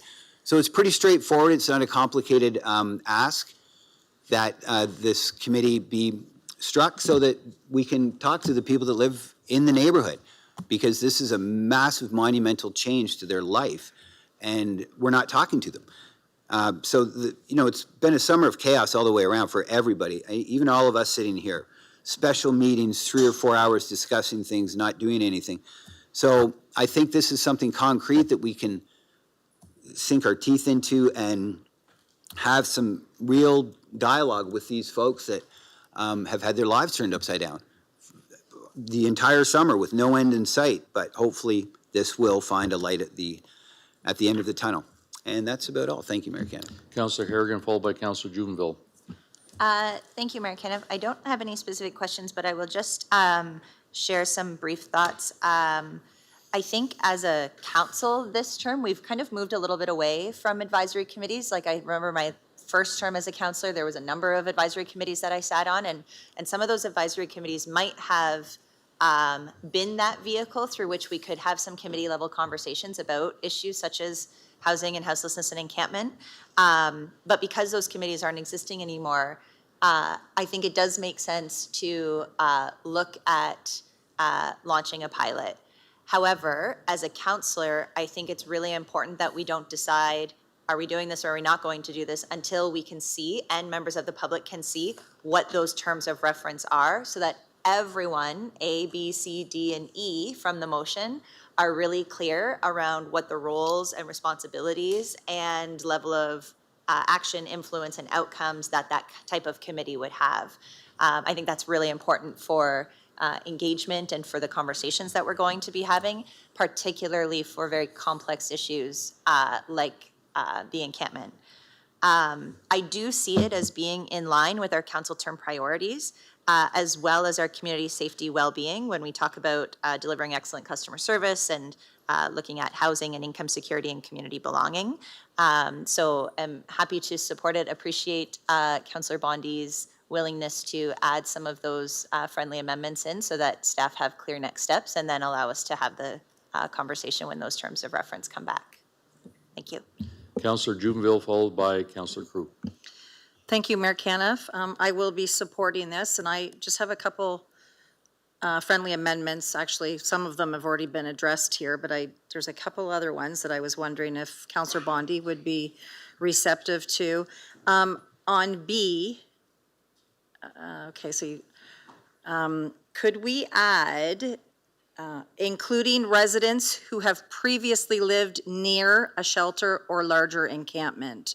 There was another group in the Tecumseh Park group, so perhaps some of those members might be interested in joining if I don't know, but if it was open because they have some lived experience. And so that's one item.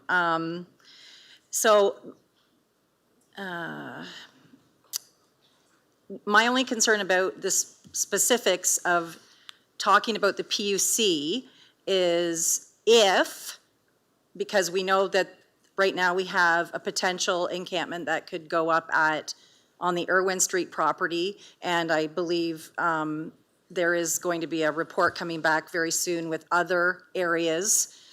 So I'm wondering if we can maybe expand the wording so that it's not just limited to the PUC. This committee will address the existing encampment at the PUC and or any future encampments. I don't know what qualifies as an encampment, but I said which would house 10 or more tents in Chatham-Kent. And the council members, nearby residents, and business owners or operators can be interchanged depending on the location of the encampment. For example, if we had an encampment in Dresden, you're obviously going to want nearby residents and business owners or the councillors from Dresden to be on that committee. So I just don't know how we could encompass that in here so that it's not just limited to the PUC area. And the last is, and I don't know if this would be in the terms of reference, but clearly define who will be responsible for choosing the committee members. Is that something that would be in the, where would that be? Like, who's going to be choosing the committee members, and how are those who are interested in applying to be on this committee, whether it be council members, community members, how do they apply? So that's another item. Thank you, Ms. Mayor. I can answer that last question for you, Okay. Councillor Jubenville. Council may be familiar that we do have a policy for committee appointments to committees of council and how we appoint councillors to those committees every 4 years. And so we would follow that. We understand that this is prior to the end of the term, but we would advertise. It comes back. There's a matrix of, qualifications of, background, whatever is outlined in the terms of reference. If we're asking for people in certain wards, et cetera, and then administration prepares the report back to council for council to approve who those members are. It goes to closed session first because it contains personal information about a whole bunch of individuals. Council selects, and then we bring it back to open session for final approval. So we would follow those steps for this committee also. Okay, that's wonderful. Thank you. So I guess the only thing that I would want to add is the people that have lived near a shelter or an encampment before. I think she put that in there. And any future encampments. I don't know how we could capture that into this. Oh, she's put it in there too. Okay. So Councillor Bondi, just. Councillor Bondi, are you good with these changes? Yes. Councillor Harrigan? Oh, Madam Clerk, what do we do in the absence? Just move on? When she comes back, just ask. All right, let's assume that she'll say okay to this. So, I did speak to her, so I think all right, she anything else she you'd might, like? but yes. Anything else you'd like to add? No, that's all. Thank you. Councillor Harrigan? Okay, she gives you the thumbs up, so all right. I've got a number of other speakers here. Councillor Crew, followed by Councillor C. McGregor. Thank you, Mayor Caniff. I want to thank Councillor Harrigan for making this amendment, because I wasn't going to support it the way it was, because it just wasn't clear. It was very vague. I wasn't sure what we were looking for. But I do want to say, include the side, because we've had encampments before anybody. Just letting you know, it's not new to us. So make sure that we are included. I'm glad that it's a pilot. The composition, I think, needs to be clearly defined, because it's getting very long, and we're cutting down the size of council just because it's too big. But I think that we need to have clear outcomes. And can we ask staff, how long do they think they will need to bring back these terms, so that people aren't looking at us in 2 weeks going, where are your terms? When's this happening? Because things don't happen in a day. So I don't know who is going to be responsible. Mr. Taylor, am I looking at you? Thank you, Mr. Chair. Dave Taylor, Deputy CAO. I forgot my job. It will probably take a few weeks for us to draft these up. It's not a committee that we're aware of that exists elsewhere, but we do have precedents from other committees that we can use. So we'll work our quickest to get the terms of reference back to council, but also just to your point of timing, as Madam Clerk mentioned, there's a process also for going out and seeking applications for people and then bringing that back to council. So there will be some time. I don't want to put a specific estimate on it. I don't have that off the top of my head, but there will be a little bit of time to make sure that the terms of reference are well drafted back before council for consideration, and then a process for selecting people to get on that committee.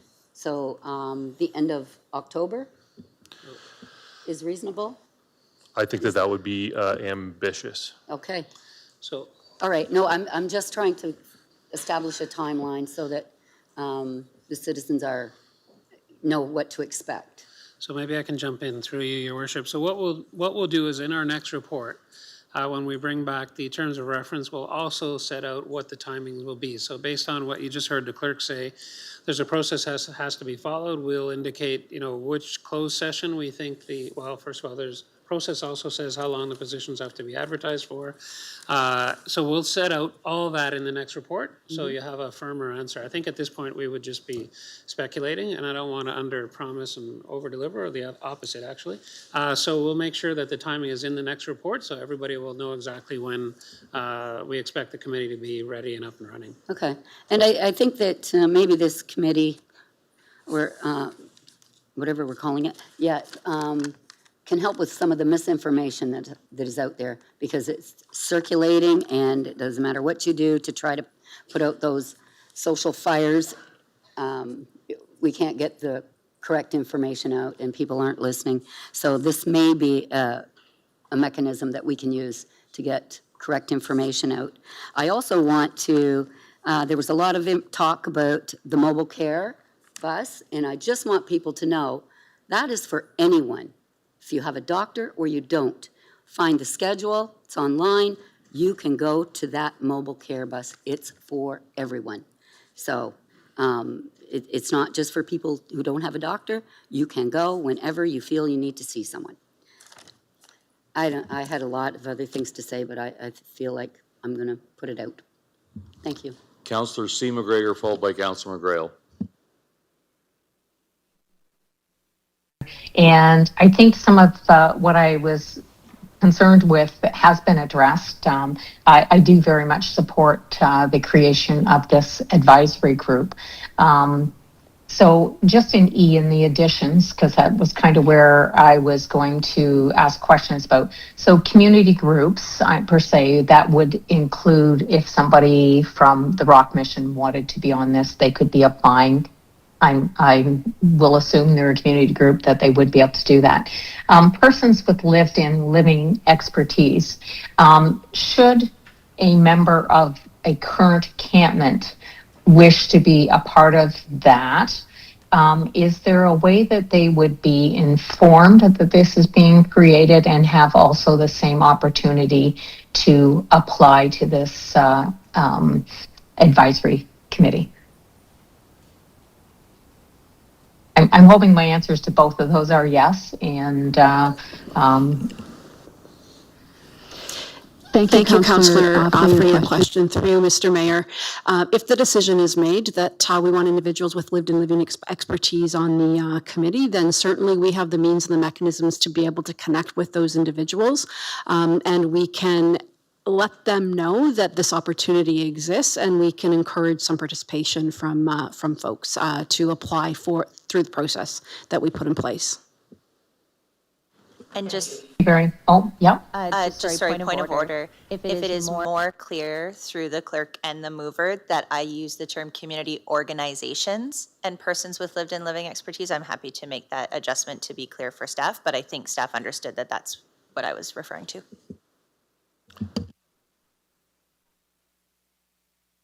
And I figured that one was going to encompass that group, but I also wanted to make sure that should somebody that is currently unhoused, which is actually living the experience, if they wish the opportunity, that they could also be appointed to the advisory group. So, and I think I've had that answered. So thank you very much. Councillor McGrail, followed by Councillor B. McGregor. Great, thank you through you, Mayor. I just want to point out that I was thinking the same thing about, the PUC property is not the only encampment. And through this process and the draft terms, that I leave in good hands with our administration to figure out how we deal with every encampment in Chatham-Kent, because there definitely is more than one and more to come probably. So just moving forward, that's my comments. Thank you. Councillor B. McGregor, followed by Councillor Finn. Thank you. Certainly appreciate some of the amendments as well. I think those address a number of the questions I had about the initial motion as well, and support seeing terms of reference come back. I think it'll be difficult and challenging to figure out the right balance when we look at the terms equal representation. There's only so many council members, and I'm sure there's a lot of community members that have some interest in being involved. And it's also, understandably challenging to think about and trying to define the attributes that someone needs to sit on the committee, whether they live in a certain area or have a certain interest. I'm sure there's individuals across the community that have a lot of interest in this advisory committee. Certainly those that live adjacent to encampments or that have lived adjacent to encampments in the past, or individuals with professional or lived experience or other particular interests. So appreciate seeing those terms of reference come back. And just did want to, comment on some of the work that's been done on this issue in the past internally as well. We've heard, thanks to fire and EMS and police for their work. And I think often we forget to thank those in housing and employment social services that really do a lot of work to prevent people from getting to encampments or to get people rehoused. And that's really important work when we think about how we address this issue too, and I think sometimes we leave them off that list of people that are responding in crises or preventing crises, which is really important. So did want to make sure that I mentioned that as well. So happy to see the terms of reference come back. I think it'll be challenging. I do hope that when those terms of reference come back, there is some information around what an advisory committee is. To Councillor Harrigan's point, we had a lot of advisory committees in the past. I know part of that frustration on some of those committees was in understanding the role of the committee with respect to decision-making versus, providing information. I can think of the Active Recreation Committee, I think it was maybe a decade ago, that had some of that frustration, eventually disbanded. So I think really clearly understanding what the decision-making looks like, or what the input's going to be, could be really helpful in that report so that people know when they apply to that committee what they're signing up for and what those expectations are. Thank you. Councillor Finn, followed by Councillor Sakaji. Thank you, Your Worship. Just like to thank everybody who's sent in emails, made phone calls, took the time when we went around and spoke with us. You guys were very understanding with us, very understanding of the entire situation, so thank you. And I hope that anybody, not just a community organization, but there are quite a few community groups across the entire municipality, I hope that they do apply and that there's a a good representation from them. That's it. Councillor Scotchy, followed by Councillor McDonald. Thank you, Mayor Caniff. And through you, most of my comments have been said, and some alterations of the motion has made it significantly easier to support. I guess just without repeating a whole bunch of things that Councillor Crew and Councillor Harrigan stated, encampments have been a significant challenge in many neighborhoods. Before this went really heavy into social media. I've been experiencing it for several years. I know some community members here that have been experiencing it for several years. The only thing I just wanted a little bit of, to kind of grab my head around, a little bit, is in regards to if this, because generally speaking, when we have a committee, it's pretty solidified for 4 years unless somebody leaves. The challenge I just have in seeing this is that, can there be a little bit of openness to the terms of reference in regards to, yes, right now we're seeing these types of encampments in these areas, but to Councillor Harrigan's point at our last meeting, other communities are going to start seeing these types of issues come up probably a little bit quicker than we think.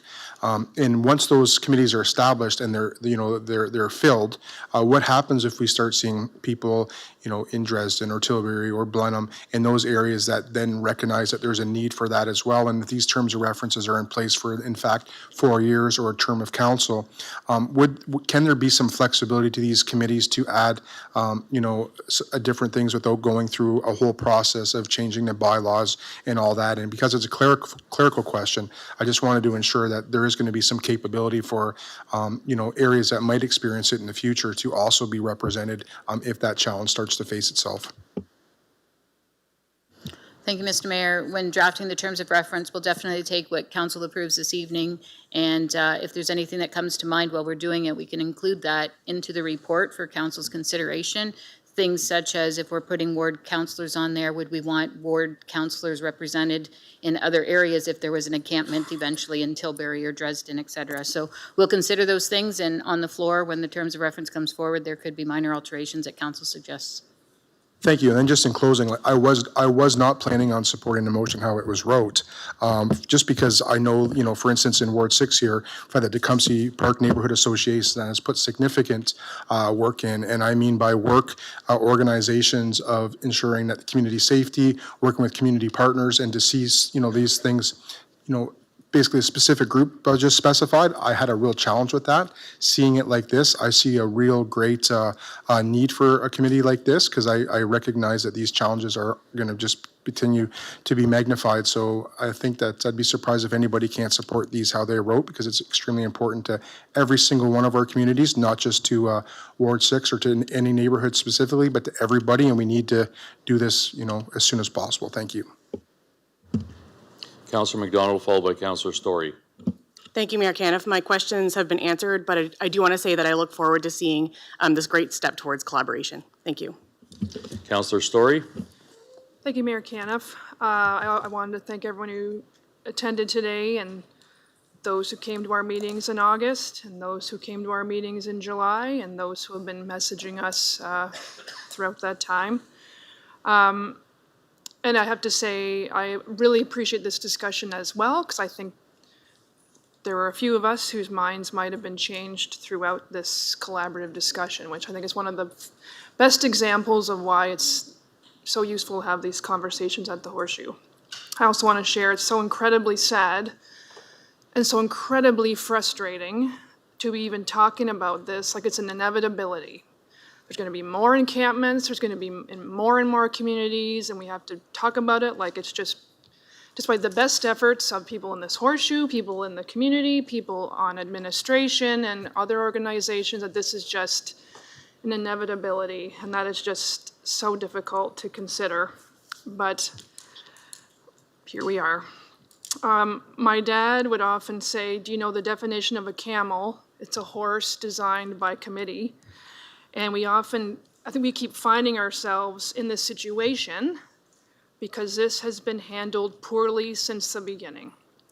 And we're trying to design the plane while we are flying it, and that is really not an ideal of addressing something so overwhelming, so controversial, and so incredibly difficult. So I try not to repeat all the other comments because I agree with the vast majority of them. I do wonder, in terms of the specificity of the group itself, not that long ago, we did create another type of committee like this. It was for a different issue, but it was also approved by council. We called it the Stakeholder Engagement Group for the downtown Old Sears proposal. And that actually had a fairly straightforward list of terms of reference. You know, it wasn't even a page. It came together quite quickly. I'm just wondering if that, appreciating the need to have all the folks at the table, we got all those folks at the table for that proposal, and I'm wondering if, in the interest of time, we could consider something similar. I also know there is another committee like this in another Ontario municipality. It's called the City of Toronto Housing Rights Advisory Committee, which has all the same stakeholders at it. It's relatively new, and their homeless encampment situation is substantially larger than ours, but I think there could be a model we could ideally use from them. So maybe to Mr. Dubin, is there an option to keep it potentially less formal and using models that we've used this very term that council has approved that might get this in place sooner and community engagement done a little bit more quickly? Thank you, through you, Your Worship. I think that depends on council. So when the report comes back, we'll certainly move quickly, as the clerk said, on the terms of reference. And when the report comes back and we lay out the timeframes based on the policy that council currently has, if council wants to change that policy, that'll be up to you. We'll certainly look at the Housing Rights Advisory Committee for Toronto and see if there's anything there that you might want to consider, and if there is, we'll include that in the report to council as well. Okay, great, thank you. And is there any reason right now that we couldn't fold this into the committee that already exists, that has been referenced a few times by the community, the staff committee? Well, it's a completely different committee. So first of all, the staff committee, we have a lot of staff committees for all kinds of different things. It's actually seen as a good form of governance because rather than having one department deal with major issues, we try to get everybody together. So we do it for housing, we do it for emergencies, we do it for budget, we do it for pretty much everything, and it's a big organization, and so to make sure that we've got the right voices at the table, we do things collectively. I know it was referred to as a secret committee a few times today. I noted that council actually passed a resolution a month ago where you made reference to the staff encampment committee. I think it was a motion that was the amendment from Councillor Harrigan. So happy to hear that at least the councillors didn't see it as a secret committee because it was actually in one of your resolutions. I don't think it can be rolled into that because we deal with things very much on an operational level. And I think that what's going to come forward from this committee is going to be advice to council, which will hopefully be much more strategic. But I think the comment was made earlier that there isn't opportunity for dialogue. While I very much like the delegation process, it doesn't allow for a dialogue. So this will allow for dialogue where we can actually talk to individuals about what their thoughts are, what we can do, what we can't do, and why. So I just don't think it's the same. This is when we meet internally, it's representation from police, from fire, from housing, from legal, and a number of different departments. I know I'm leaving some out. I think what is on the table today is very different. This is supposed to bring the voice of the public to the forefront and put it in front of the councillors and allow for dialogue. So I don't think it can be rolled into it. I think it's just an entirely different exercise. I do support the motion. I think as much as it may surprise individuals, we want to be able to have dialogue with folks. We're not in that business where we're going to spend taxpayer dollars to put up a billboard to talk about things. We're sometimes quite limited in our ability to sort of have dialogue. So I think this committee will actually allow us to have that dialogue and hopefully work on some solutions together. And I hate to say it, I think Councillor Story, you said it, this issue is not going away. It's not just going to be about the PUC. Fast forward a number of years, we'll be having multiple decisions in multiple places in Chatham-Kent. So this is something that we need. Thank you. And I appreciate that explanation. That makes good sense. I just wanted that to be shared publicly. So folks had thought that might be an option. It would be, at this point, that would not be the most ideal next step. from a communications piece, clearly if folks thought that was a secret committee, there was a communication breakdown in getting to that. And to that point, we did pass a motion, I think it was in the July meeting when this first came up, because it was my motion, about communication with the neighborhood.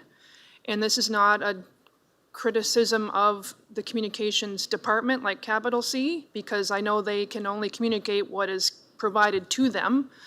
So it's more of a small c communication piece. That motion has been passed by council, and I think there is probably some room to continue that. The Let's Talk page is certainly a tool, because if we're, if there's still a couple more weeks until this gets up and running, I think we need to continue that communication with the neighborhood and the community at large. I really would like to see, and that unfortunately that the neighbors directly to the east, that's a primarily seniors building who's not accessing that Let's Talk page. So if there's a way we can be a little more engaged with the neighbors next door especially, I think I'd love to see that. That was one of the intents of my motion previously that council did pass. Last but not least, I do hope that this truly is a meaningful opportunity for this committee to provide their voice and have their voices heard. I think this should have been done differently, and we're seeing the consequences of those decisions. So I apologize that we didn't do that differently for all of the neighbors in the area. We have another chance with this committee to improve what has been a very challenging and difficult situation for everyone involved. And I do believe a community-involved committee can help rebuild some of those bridges, rebuild some of that trust, and do the engagement with the community that should have been done in the first place.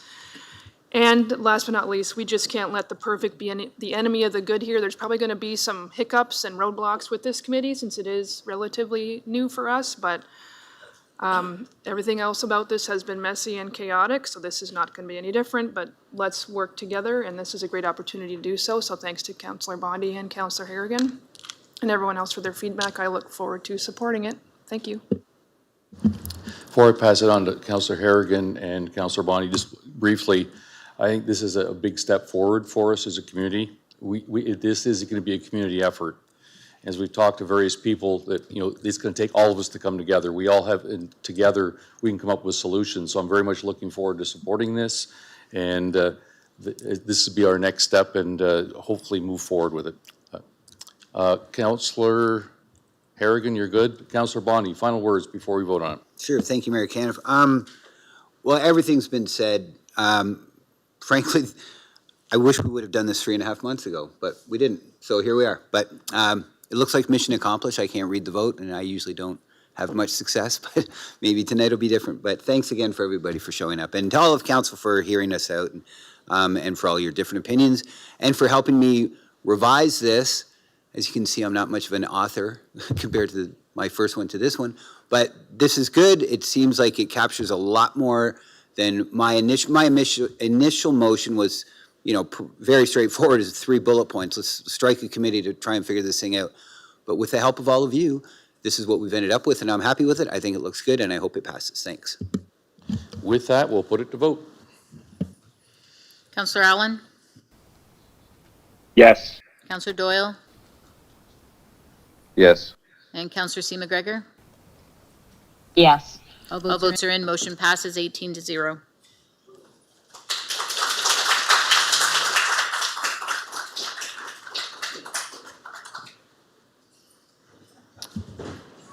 We'll move on to item 18, development services. 18B, application for removal of H holding symbol, Brombau Development Limited, Landing Pass, Community of Chatham City.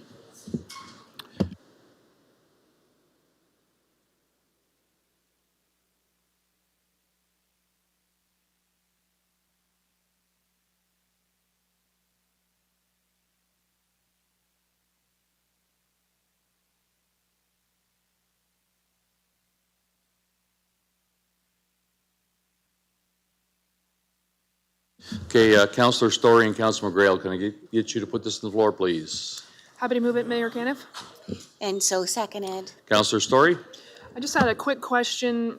just for more for public information. So this recommendation, Ryan, means that the conditions have been satisfied by the developer, and they will be moving forward with the construction of 37 single-family homes just off the landings, which is in Chatham, Grand Ave East, so just north of their current development. It'll be just an extension of that existing development, correct?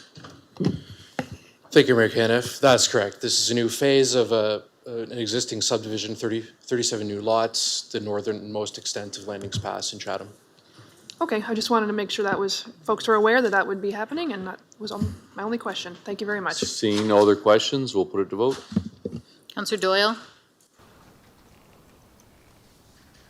Yes. Counselor C. McGregor? Yes. And that's okay. And Counselor Allen? Yes. All votes are in. Motion passes 17-0.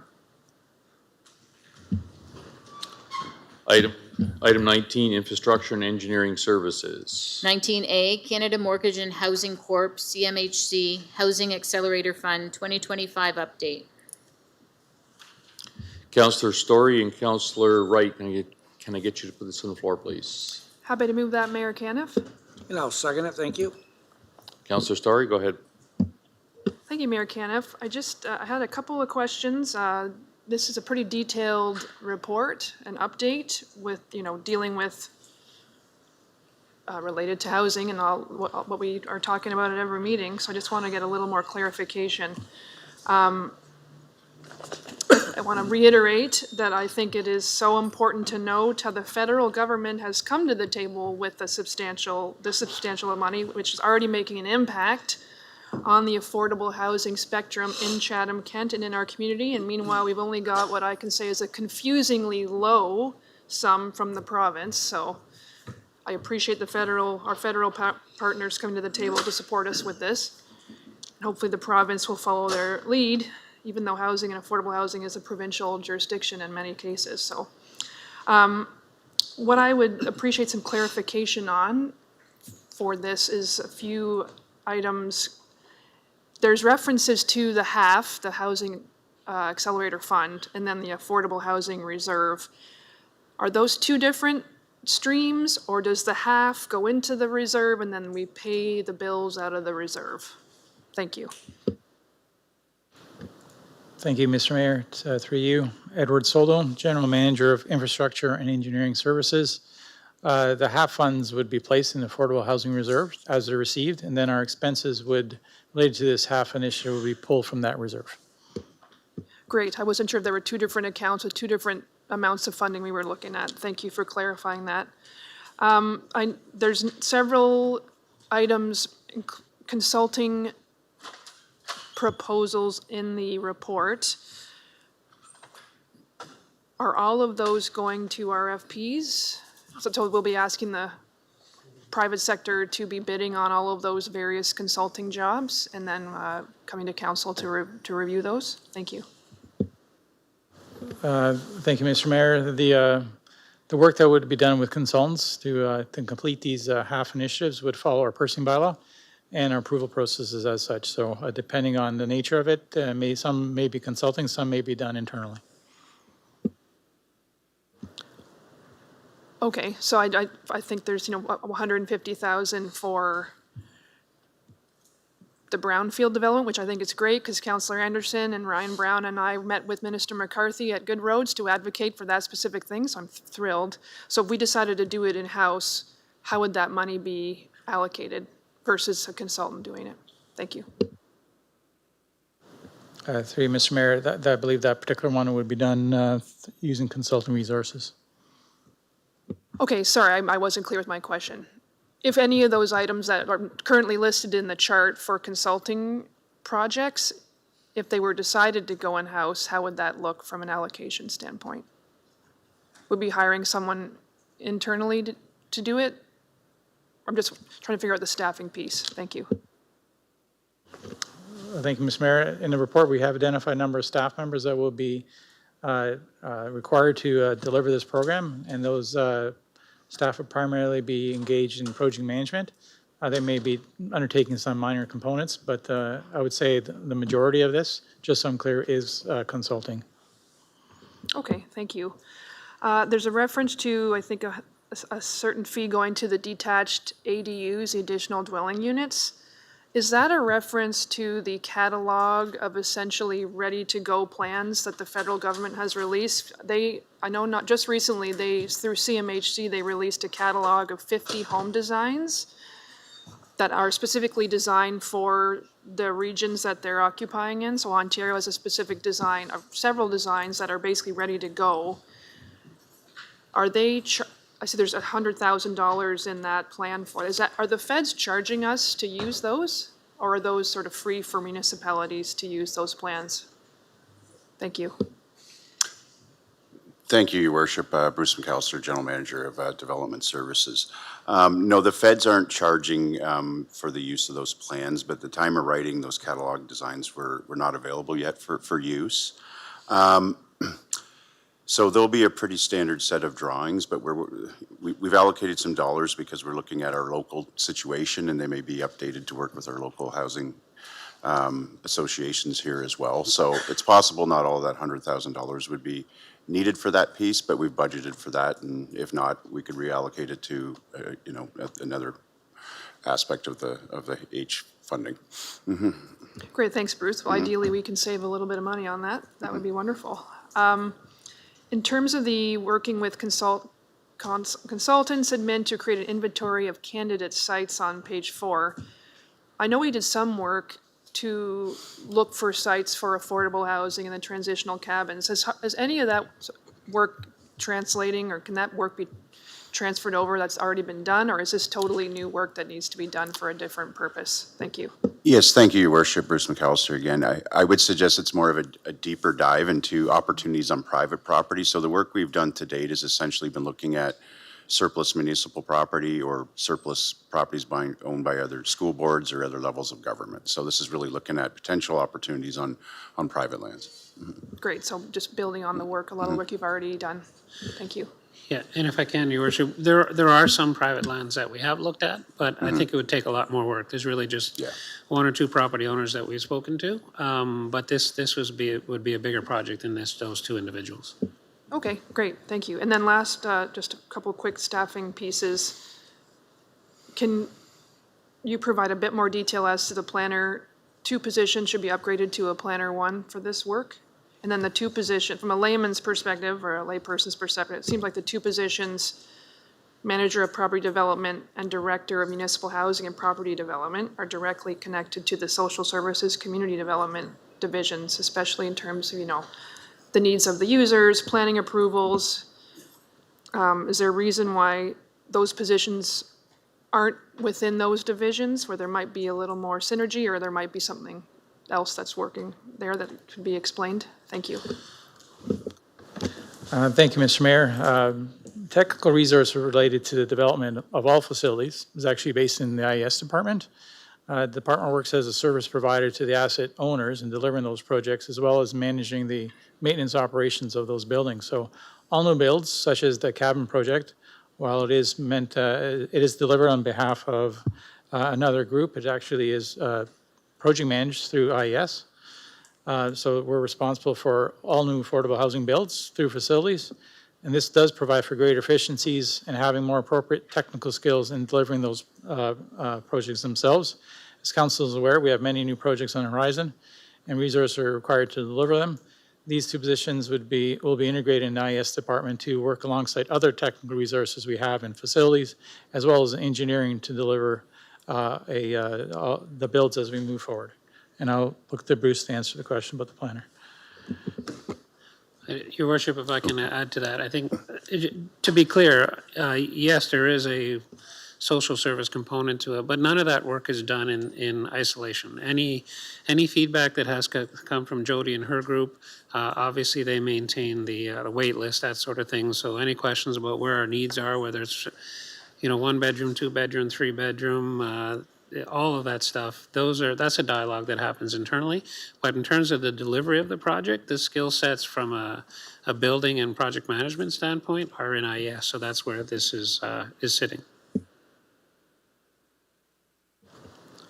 Thank you very much. Bruce, would you be able to answer that other question, please? Yes, thank you, Your Worship. Yeah, simply on the planner piece, it's a matter of topping up to a planner one. So a planner level is a higher level of education and experience, which is required to deliver on these projects versus a planner two. So it's the difference. We'd already had these positions budgeted for, but not necessarily another planner one. So it's a top up based on level of experience to be able to deliver on these projects. Great, thank you. And just one last question, probably to Mr. Dubin. In the estimated cost chart, there's about $1.3 million worth of staffing costs. Excuse me. So when those come to an end, what happens then?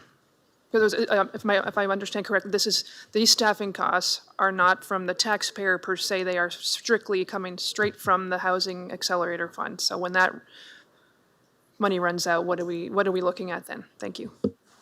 Well, I can't predict the future, but typically what we do here is if we don't have funding, then we wouldn't proceed with the positions. But we'll have to look at where we're at in 3 years' time.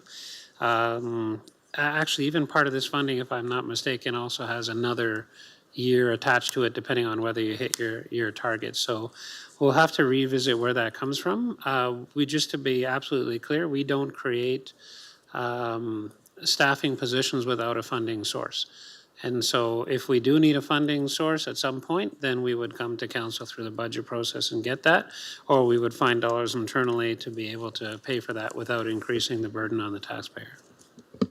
Thank you very much. I appreciate all that clarification.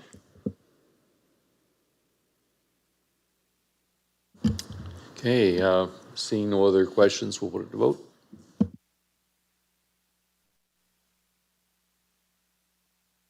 Councillor Doyle, go ahead. Thank you, Mayor. Sorry, just a little bit confused on what Michael had just said. Just reading in here, it says that the director that you were just talking about, the 24 to 27 multi-year budget, would be using the HAF funding and be included in the 28 to 31 multi-year budget as a previously approved base budget item. So to me, that one position is a permanent position that we're basically saying now that we're going to approve it in the base budget. Is that not correct? Yeah, I'll turn it over to Mr. Quinton. I wasn't talking about a specific position when I answered the question. I was speaking generally, but maybe Mr. Quinton wants to address that in terms of the 4-year budget reference.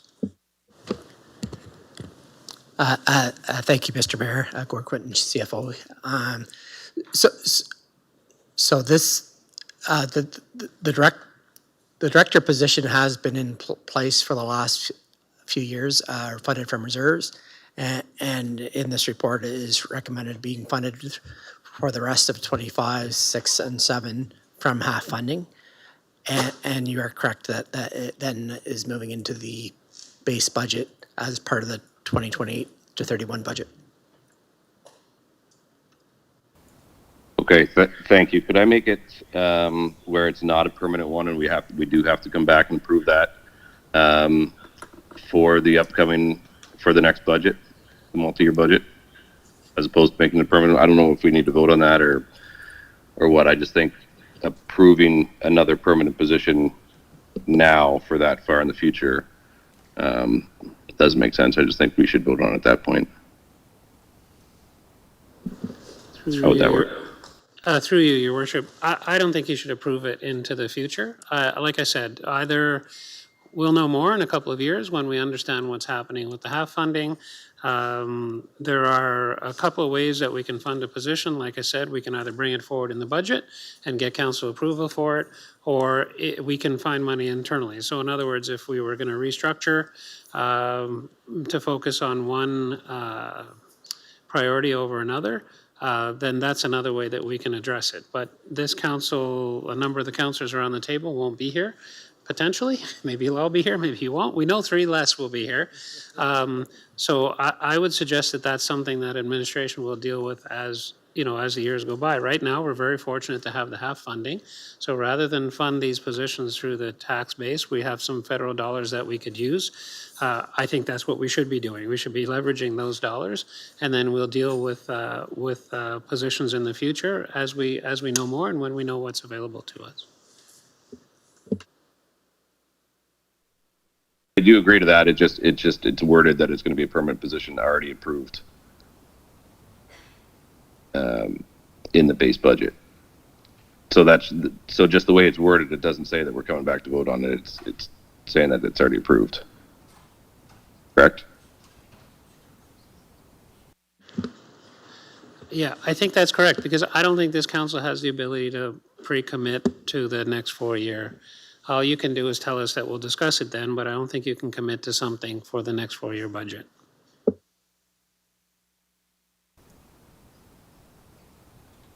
Okay. Thank you. Councillor Sakatchi? Thank you, Mayor Kenneth. Mr. Dubin basically made my comment just in regards to when budget opens up, even if it is a base budget item, the council at that time can look at doing things or differently at that time. I just don't want to lose the importance of this conversation. I think what we've heard the last 3 months, the importance of these types of initiatives.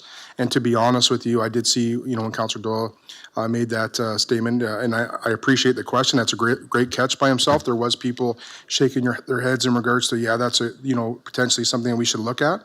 Also think that the fact that the last 3 months we've talked about housing and affordable housing and housing shortages and homeless encampments, and I think that any position right now that comes to the table that in regards that can get us funds, get us housing, and get us into a better situation, I think regardless of your stance on most aspects of things, when it comes to infrastructure or services, this is something that we need to continue to prioritize and support, regardless if that means some additional potential future funding. So just wanted to ensure that we didn't start going uphill on that potential outlook. Thank you. Seeing no other questions, we'll put it to vote. Councillor Doyle? Yes. Councillor C. McGregor? Yes. And Councillor Allen? Yes. All votes are in. Motion passes 18-0. 19B, advertising in arenas. Councillor Story Councillor Story and Councillor Juvenile, can I get you on the floor, please? Oh, sorry, never mind, it's an information report. You had questions. Councillor Story, followed by Councillor Juvenile. Thank you, Mayor Caniff.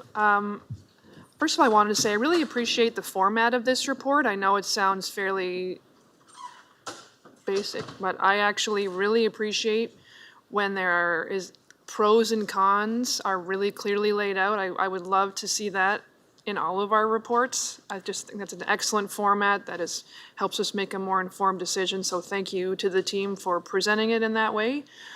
Just a quick question, just to confirm, we are not making, this information report is not making any hiring decisions today. This is just a heads up that this will be coming to budget later this year, so we can save our questions about whether or not how we feel about this position at that time. Is that correct? Thank you. Through you, Mr. Mayor, to the council, that's correct. Thank you. Councillor Juvenile? Thank you, Mayor Caniff. Just a couple questions. So in regards to the 7 arenas that will have the designated junior, senior teams that will have, I'm assuming, first dibs on the advertising, right? So if they don't use all of those advertising opportunities, will another user group be able to get dibs on the unused advertising opportunities? Thank you, Mr. Mayor. Rob Pollock, Director for Parks, Recreation and Facilities. So in this report, what it's indicating is we're going to be bringing a budget case to the 2026 budget deliberations, indicating a staff member for internal advertising. So we're not recommending that option. Oh, okay. So, yeah, we're not recommending okay. that one at this time. Okay. Okay. Well, then I guess that negates my second question then. I misunderstood this then. Okay, so you would have, we would have somebody in-house. That's what your recommendation is, to have someone in-house selling. So would it just be to any user groups? Is that what you're suggesting? So the budget case is gonna recommend an internal staff member to do any sort of advertising and sponsorship with inside our recreation facilities. So if that's a user group that wants to advertise within it, if it's a business or a Okay, community I'm sorry, group, I anything. misunderstood. Yep. Okay, I got it, thank you.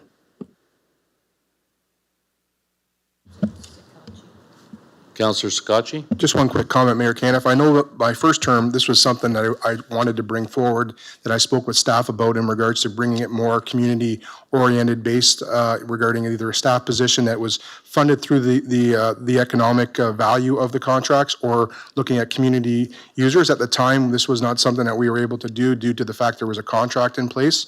I think that this would be extremely beneficial to have people who know our community, that can sell our community, that know our user groups instead of, a corporate company in a big, nothing against the people that did it prior.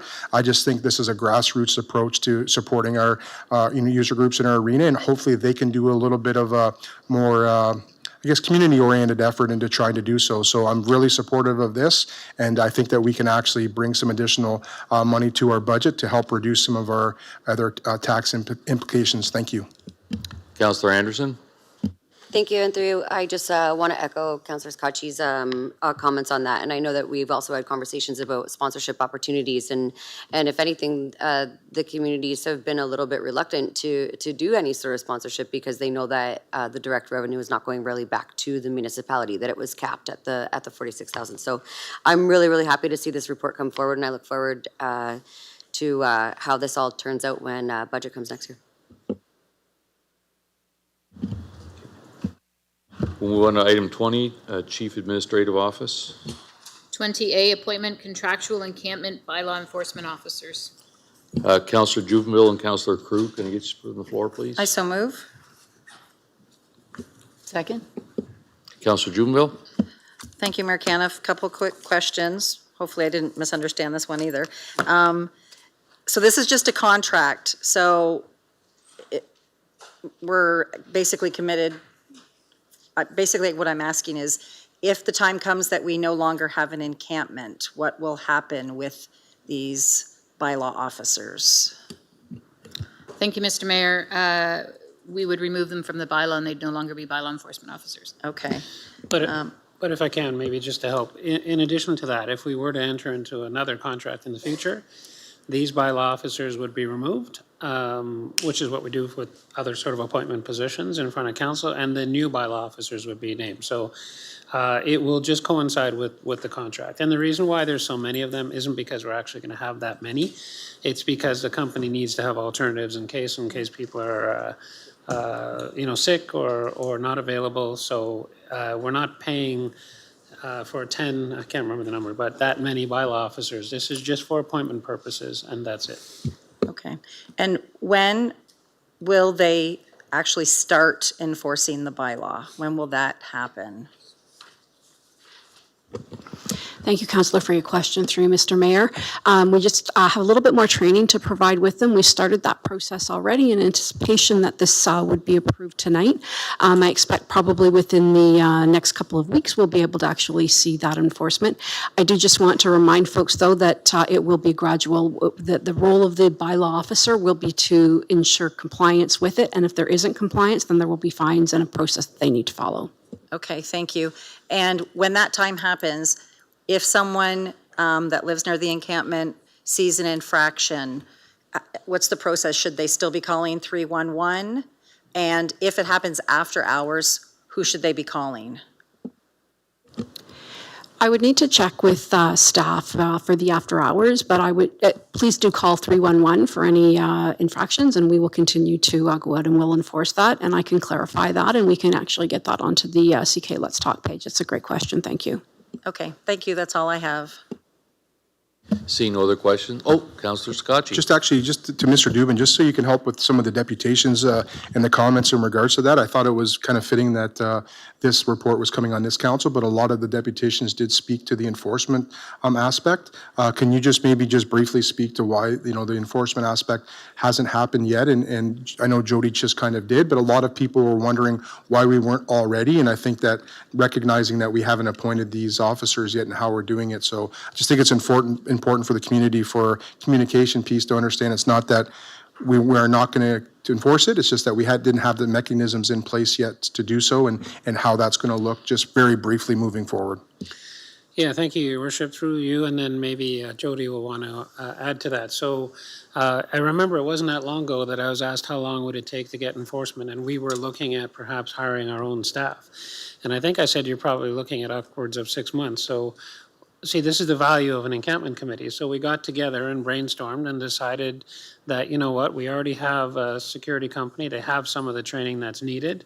We already have a contract with them. It may be quicker to do it that way as opposed to bringing in our own staff. So that's just a benefit of everybody sort of getting together and brainstorming. So we're here today much sooner than 6 months, at least with what you hopefully will pass, which is appointing a bunch of bylaw officers.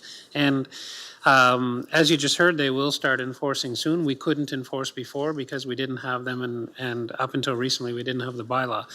Having said that, I don't think there's been nothing happening, and maybe that's where I'll turn it over to Jody. There actually has been, with the help of the CK Police, some work being done, and perhaps with the Mayor's permission, Jody could perhaps expand on that. Thank you, through you, Mr. Mayor. Yes, some of the work in the communication processes have already been put in place, and I know that staff and police and ROC have been going out on a regular basis. I believe it was last Friday that there was actually a fairly significant cleanup that took place as well, in anticipation of some of the changes. Is it perfect? No.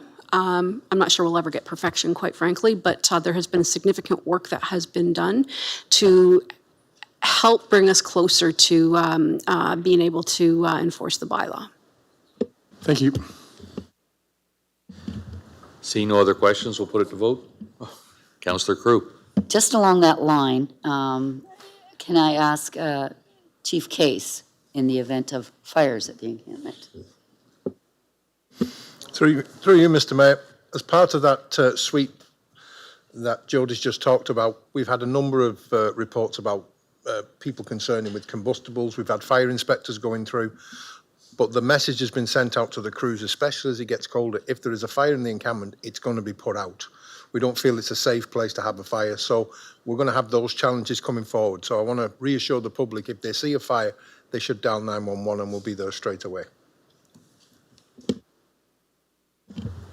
All right, last call. Seeing no other questions, we'll put it to vote. Councillor Allen? Yes. Councillor Doyle? Yes. And Councillor C. McGregor? Yes. All votes are in. Motion passes 18-0. We'll move on to communication items. Councillor Juvenile, there's two you wanted to pull, 4C and 4H. Thank you, Mayor Caniff. Just wondering if we could piggyback on the municipality of Tweed, who has provided a resolution about collaborative action on sustainable waste management in Ontario. Large urban centers are, as we all know, are increasingly looking to rural areas for land to bury their garbage waste. And as we all know, this will inevitably lead to serious consequences, as we are being faced with in Dresden. So just wondering if we could piggyback on their resolution to petition the province. They are calling for the creation of a provincial working group composed of municipalities, the provincial and federal governments and manufacturing partners, a commitment to exploring and implementing clean incineration, stronger recycling programs, and other sustainable practices, and support from municipal councils across Ontario to advocate for immediate action at all levels of government. So, Can I get a seconder for that? Councillor Finn. Anyone against doing this? Seeing none, done. All right. Okay. And 4H. And then 4H, just a minute, I forget what it is. GH. Oh, okay, so just a resolution. Basically, they're just asking for the province to look at the strong mayor powers and just to see if it's still effective. And I think they're just, let me just read their resolution. To what extent the legislation is supporting the stated intent of supporting housing development, for example, if strong mayors are using their powers to support or veto more housing in their communities, if there are any unintended consequences of the legislation, for example, on democracy, transparency, workplace culture, or the politicization of administrative staff appointed by a strong mayor. The impact of extending the legislation to smaller rural municipalities like Woolwich, who brought this forward, such as the impact of additional powers and duties on part-time mayors or the implications 6-member councils where a simple majority and 2/3 majority vote is the same. Consider the concerns expressed by Association of Municipalities Ontario and the AMCTO, including the powers affecting public administration and eliminating the need for majority council support for certain decisions related to provincial priorities, and direct staff to forward this resolution to the Premier of Ontario, Minister of Municipal Affairs and Housing, AMO, AMCTO, and all municipalities in Ontario. So basically, it's just to have another look at the strong mayor powers to see if it's doing what its intended purpose was. Can I get a seconder for that? Councillor Harrigan. Anyone opposed to that? Seeing none, that passes. And Councillor Juvenville and Councillor Allen, can I get you to move the rest of the communication items, please? I so move. Anyone opposed? Motion carried. Non-agenda business. Oh, here we go. Just keep your hands up very quickly. Sorry, Bonnie, Juvenville, and Harrigan. Okay, we'll just start. We'll start here. So Councillor Crew, then Councillor Wright. Thank you, Mayor Caniff. I would like to congratulate our friends in North Buxton, Shannon and Brian Prince, who were appointed to the Order of Canada. Their appointment highlighted their commitment to documentation, preservation, and the celebration of Black history, specifically history related to the Underground Railroad in southwestern Ontario.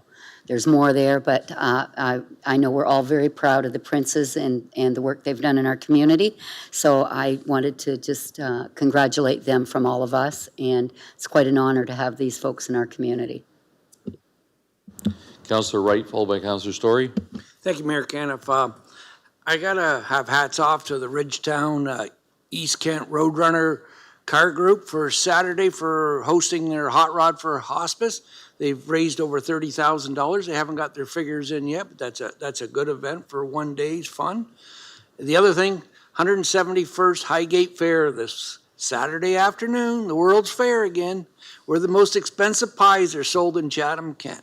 So everybody welcome to come out. There's good event buildings to see all the local talents. They still do a lot of judging. It's really a good one-day event. Thank you. Councillor Story, followed by Councillor Bondi. Thank you, Mayor Caniff. I have two questions. The last meeting we discussed when we would be when we would hopefully be seeing, or when we would be seeing, the request for proposal report regarding the old Sears project. And it was indicated that likely the 2nd October meeting would be the date. In light of the previous motions approved by council in order to have enough time to review those reports for the community and council, we had traditionally been given 2 weeks ahead of time to get that report to be reviewed. Can we get confirmation that that will be happening this time? Thank you. Thank you, Mr. Mayor. The report on the Chatham-Kent Community Hub is intended to be coming to council on October 20th, and I believe we'll be releasing it 2 weeks ahead on the 6th of October. Great, thank you very much. The second item is, I was hoping that maybe we could get quick update from Darren Galbraith, just so the community is aware on the PUC status in terms of an update of where things stand with the Chatham Water Plant. I know I've gotten quite a few messages today, so Darren, would you give us just a quick update on what's happening, what happened, whatever you think is necessary to share, and then any remaining restrictions so we can have the public aware of that tonight? Thank you. Thank you, Mr. Mayor. So yesterday morning, we lost power at the Chatham Water Treatment Plant. We called in staff that are qualified to help diagnose. It was bigger than they can actually do, so we called in a third-party contractor. But once we lost power, the emergency generator automatically started and was operating, and we were making water. We were distributing water. And when the third-party contractor came in order to start diagnosing, he wanted to start locking out equipment, taking things out, because he's going to be working in, depends what side of the transformer, 27,600 volts or 600 volts, he wanted it de-energized. So upon doing so, the generator shut off immediately. That's not standard shutdown practice and procedure for the generators that size. They typically will de-energize and not take on the load from the plant anymore, and they will idle for approximately 10 minutes to allow them to cool down. With the sudden shutdown,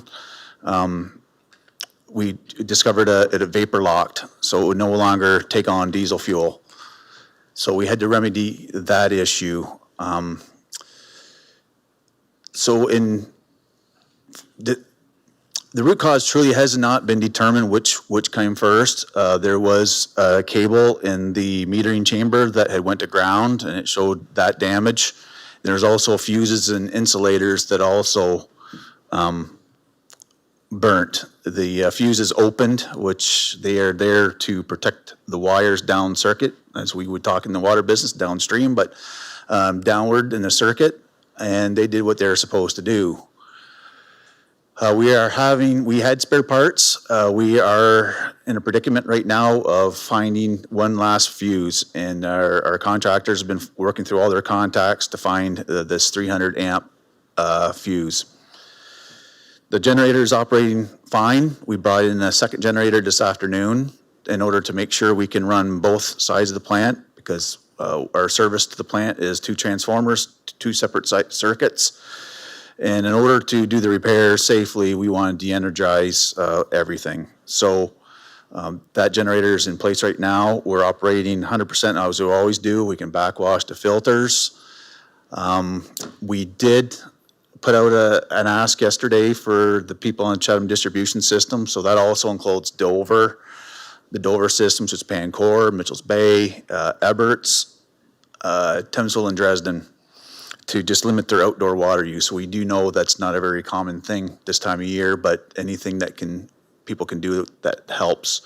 We also asked for Public Works to isolate the distribution system in Chatham. So right now, all customers south of Park Ave in its entirety are now being fed from water from the South-Kent Water Treatment Plant. That's also precautionary. We do that in time to time, and we take the water tower down for service. So this is a standard operating procedure that we do. And we continue to work 24/7. We have staff at the water plant 24/7 right now, monitoring the generator, making sure the diesel levels are at the proper levels. And I think that's it. Thank you, Darren. I appreciate that. Just 2 quick follow-ups. Is the South Chatham-Kent Water Treatment Plant, is that the one in Dealtown? Erie Beach. Erie Beach, thank you. And so it's standard operating procedure to rely on that periodically. Is there any time frame that we would not want to rely on that for too long? And is that the plant that's also been servicing the Wheatley treatment plant, or is that all resolved now? No, it's still operating. There's 4 interconnects to the Wheatley and Tilbury systems. We're nowhere near right now the capacity of the South-Kent Water Treatment Plant. And we have been through that isolation since the fire as well, so we know it's been tested. Okay, thank you. And then final question, I had some folks ask me this morning about the CK alert system and why wasn't that used in this case? Could you or someone from the team perhaps explain why that wasn't deemed a necessary tool for this particular issue? Thank you.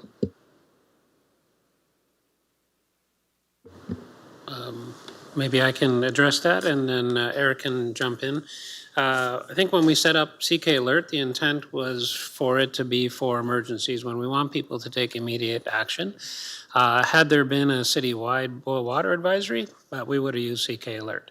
Had there been anything else, for instance, if we're as a result, and I'm always told to knock on wood when I talk about potential emergencies, but had it been anything that would have caused evacuations or nursing homes, hospitals not having water, we would have used CK Alert. But it's really important that we limit CK Alert to emergencies where we want action, because if we don't do that, people won't respond to it. So we're really trying to hold true to that.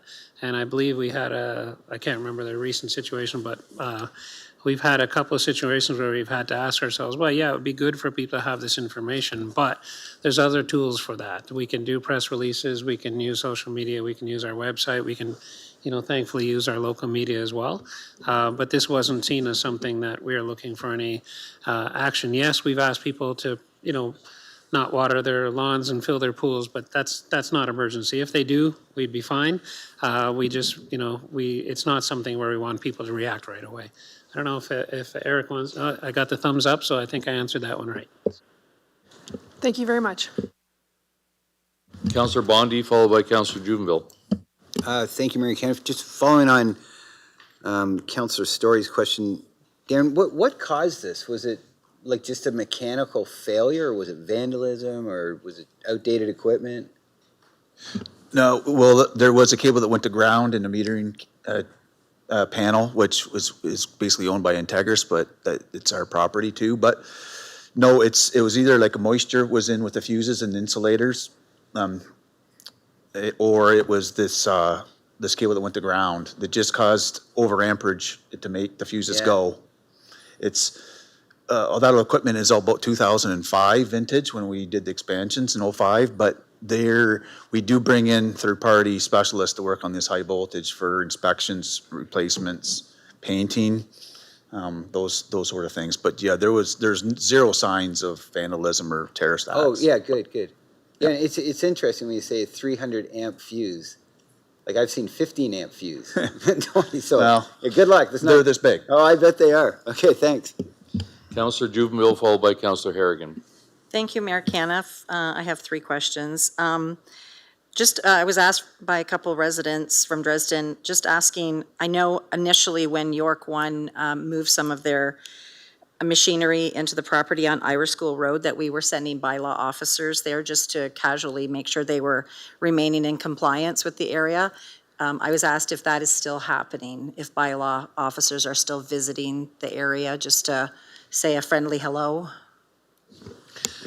Maybe I can address that. I don't know if they're there to say a friendly hello, but they are regularly dropping in on the site. But we still encourage anyone in Dresden, if you see any unusual activity, to let us know. Let your councillors know. I'm sure they'll let us know. But they are regularly dropping by, more so than we normally would, just to keep an eye on it. We've really had no indication of any activity lately at all. Okay, thank you.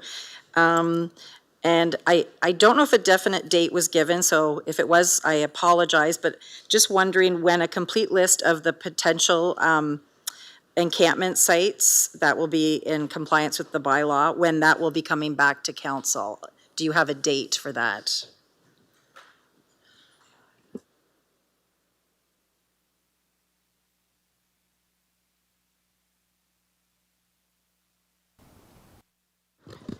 Thank you, Councillor, for your question. Through you, Mr. Mayor. Staff are currently working on that. We're trying to really make sure that we identify all of the properties, and we'll bring it back as soon as we can. I don't have a date at this point in time for you. But hopefully soon, right? Absolutely, as soon as we possibly can. Okay, thank you. And lastly, it was mentioned a couple times tonight about the sign that was erected up at the PUC.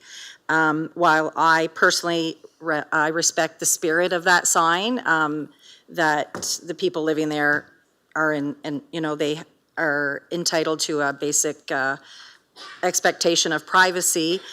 There were some people that were questioning if the sign is enforceable, if it will be enforced, and it does say unauthorized, something about unauthorized, no unauthorized audio or video recording. So I guess my question is, what is authorized, what is unauthorized, who issues that authorization, and when does the freedom of press come into play, that it would, if, let's just say somebody was walking through, standing far back, not infringing, not going into someone's tent, not going around someone's tent or around the direct area of the tent or videotaping a person, but if somebody was just, let's say, on the walkway or on the roadway videotaping, are they infringing? So I just think this is very vague. So is there any criteria surrounding the sign, or is it just there to, I don't know.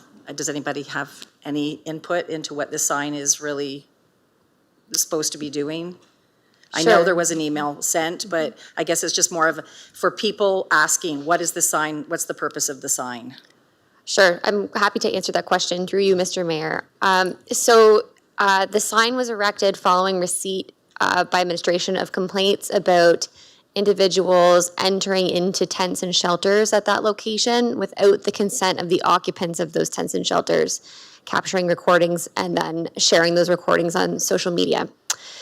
So as council is aware, and as has been discussed in open session in previous meetings, the courts have told municipalities that persons living in encampments who do not have access to affordable, accessible alternative housing solutions have a charter-protected right to live on public lands.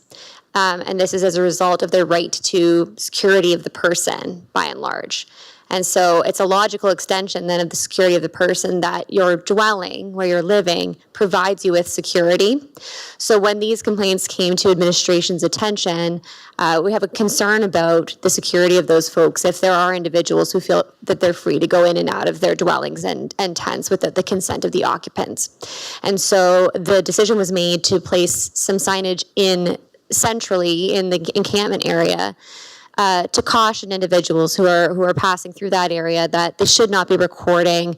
The intention was this, and the spirit of the sign is that they should not be capturing recordings in private areas within the encampment without the consent of the people living there.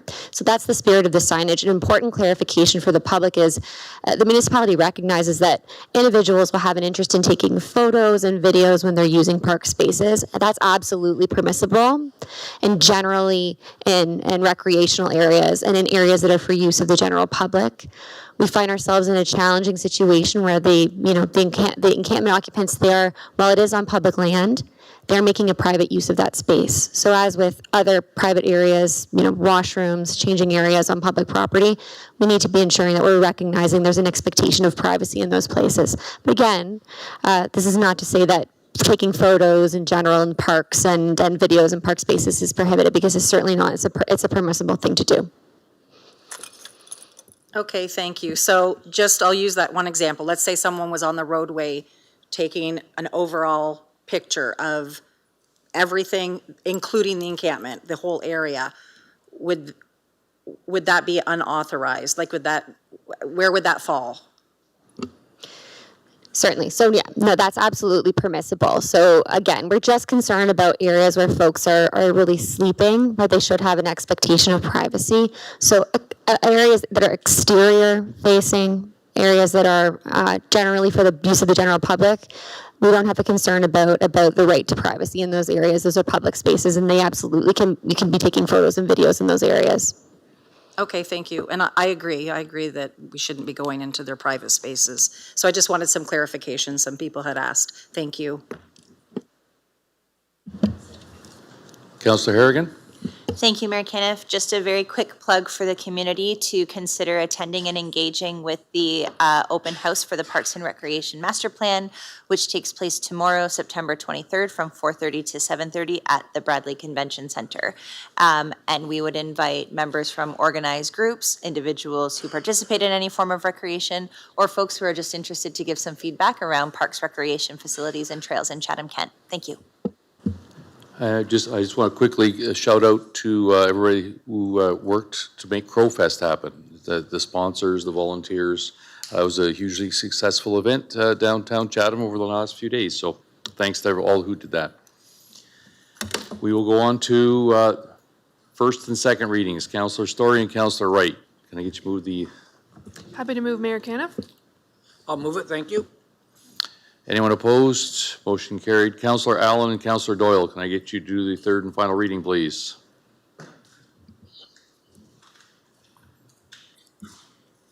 Anyone opposed? Motion carried. Resolution of Councillor Hall and Councillor Finn, can I have you wrap it up? Thank you, Mayor Caniff. I move that Chatham-Kent Council adjourn to its next meeting to be held on Monday, October 6th, 2025, and that Chatham-Kent Council authorize itself to meet in closed session on that day to discuss any matters permitted by the municipal acts. Happy to second. Councillor Finn? Anyone opposed to wrapping it up at 8:51? Seeing none? Have a great evening. What's left of it?